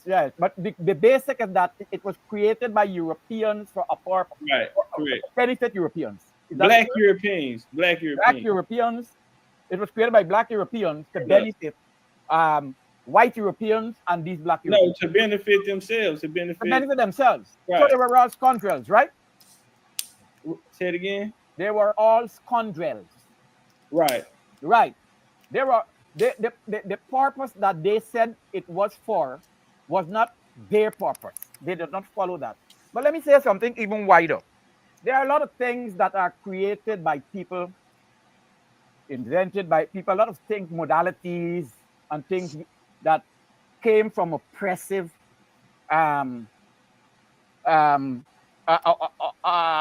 dishonest groups and people that we take today and use for our purpose. Many things. So are you justifying colonization, Brother Keith? No, man. No, you can justify that. I'm not justifying that. Let me ask you this then. How can I justify that? Okay, no problem. Let me ask you this. I have a question. Was that a bad thing? It was a bad thing. Hold on. What the missionaries were doing, was that a bad thing? It was a bad thing. I said they were scoundrels. Okay, so no, I'm going somewhere with this. So if Pan-Africanism was created, the foundation of it was missionary work. Is Pan-Africanism a bad thing? If the foundation of missionary work by those people, right? Does that make Pan-Africanism a bad thing? Yes, sir. No, because it's a concept. Okay. It's not a material, physical thing. It's a concept. Correct. Is it a colonizer concept? Well, remember what's the concept? The purpose. The purpose was for which. Let me say things. Now, hold on. Okay. Yes, sir. Yes, sir. Okay, my turn. Okay, now look, this is what I wanted to say, right? Because we've acknowledged this, so we got the good part out of the way. So now we come here. Have the people in Africa, not the political parties, have the people of Africa benefited off this concept? The concept of Pan-Africanism? Yes, sir. No, they have not benefited from it. Okay, no, that's it. I appreciate your honesty again. No, remember what I said? I said it's like somebody. It's like a string. No, again, no. It's okay. It's okay, Keith. I got you. So, I think my final question would be, why would you dedicate your life? Are you a missionary, Brother Keith? No. No. I gotta get out of here. Look, they calling me. All right, y'all. Minutes. I'll be right back. You sure, Brother Keith? You sure? No. I already said. Excuse me. You know, if I can ask a quick question to somebody? You guys, I already said this. I said I'm not a missionary. Because basically, the question is, why do I embrace Pan-Africanism? Right? No, I said before, I believe everyone has a sovereign right to determine and decide which way they want to go. Now, you have a sovereign right for what you're doing, right? And what you want to see and how you define yourself. But you are also questioning my right to do the same. So let me ask you, stop. Let me go here then, right? Let's say we want to know some more about you, though. No, hold a minute. I'm not making it about me. But you asked me that you said if I want to be a missionary. So you can't tell me it's not about me when you put it in that, and then you say you got him. Not if you want to be a missionary. Are you a missionary, brother? No, I said no. And then when I said no, the lady said, "Oh, well, you got him." Okay, can I ask you, when did your family lose control and power in Victoria? You said that Victoria was named after your family. You come from the Jacks. I asked you about Sir Dan. I don't think you have it right, but you're close. How did and when did they lose their power in your village? Oh, they have. I never said they lost power in the village. Well, just the way your dialogue with the young lady, no. I kind of felt like you lost. My friend, you're not listening. Guyana is 83,000 square miles, right? That's just, listen to me, please. That's almost twice the size of New York State, right? And it's people, the ecology have people living in villages, etc., etc., etc. It's a huge country.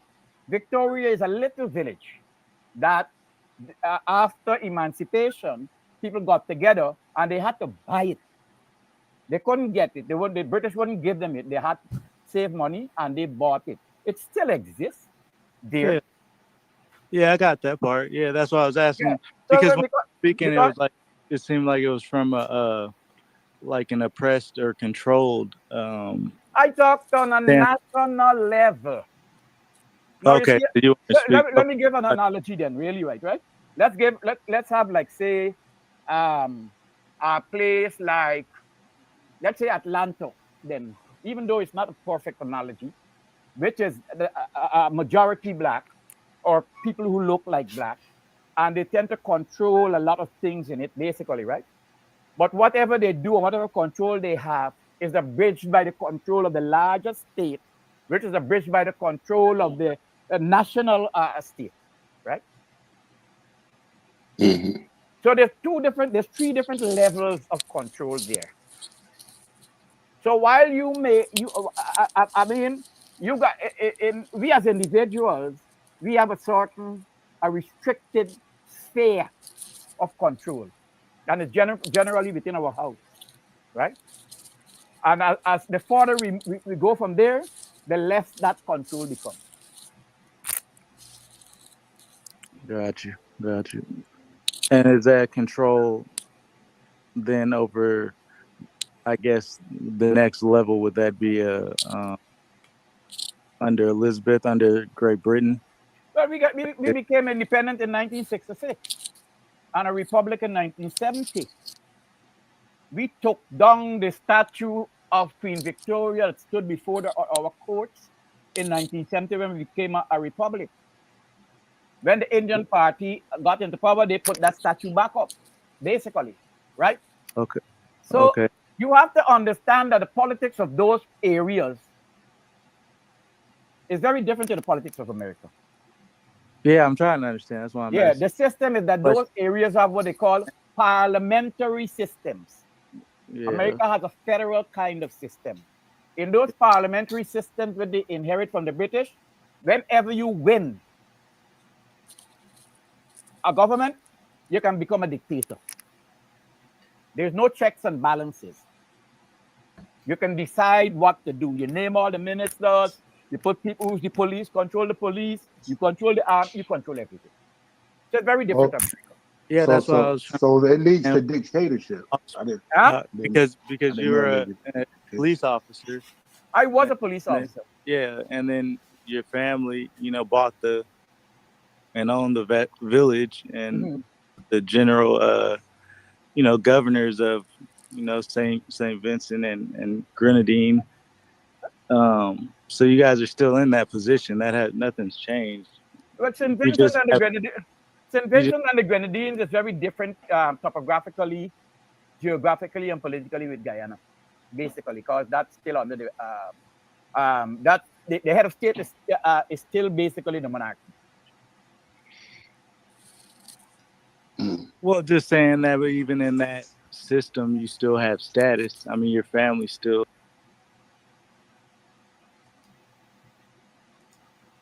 All right, child, it's getting late. I ain't realized it was that late.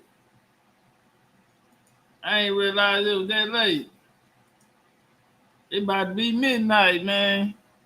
Feather, what up, though? Me, Higgins, Carla Face, 7 more foot, Blackfoot. And really, wait, y'all be cool like y'all be cool, man. Love y'all.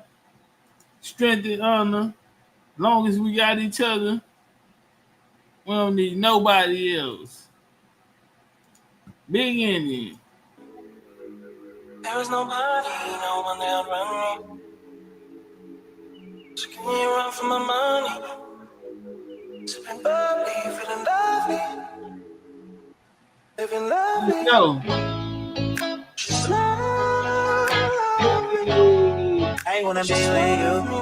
I wanna be with you. I I wanna be with you. Hey, I wanna be with you. I wanna be with you. Just love me. If I didn't ride blade on her, would you still? If I'm in my mind at work, would you still? Keep it 100, I'd rather you trust me than to. Keep it a whole 100, don't got you, I got nothing. I got something. Hold on.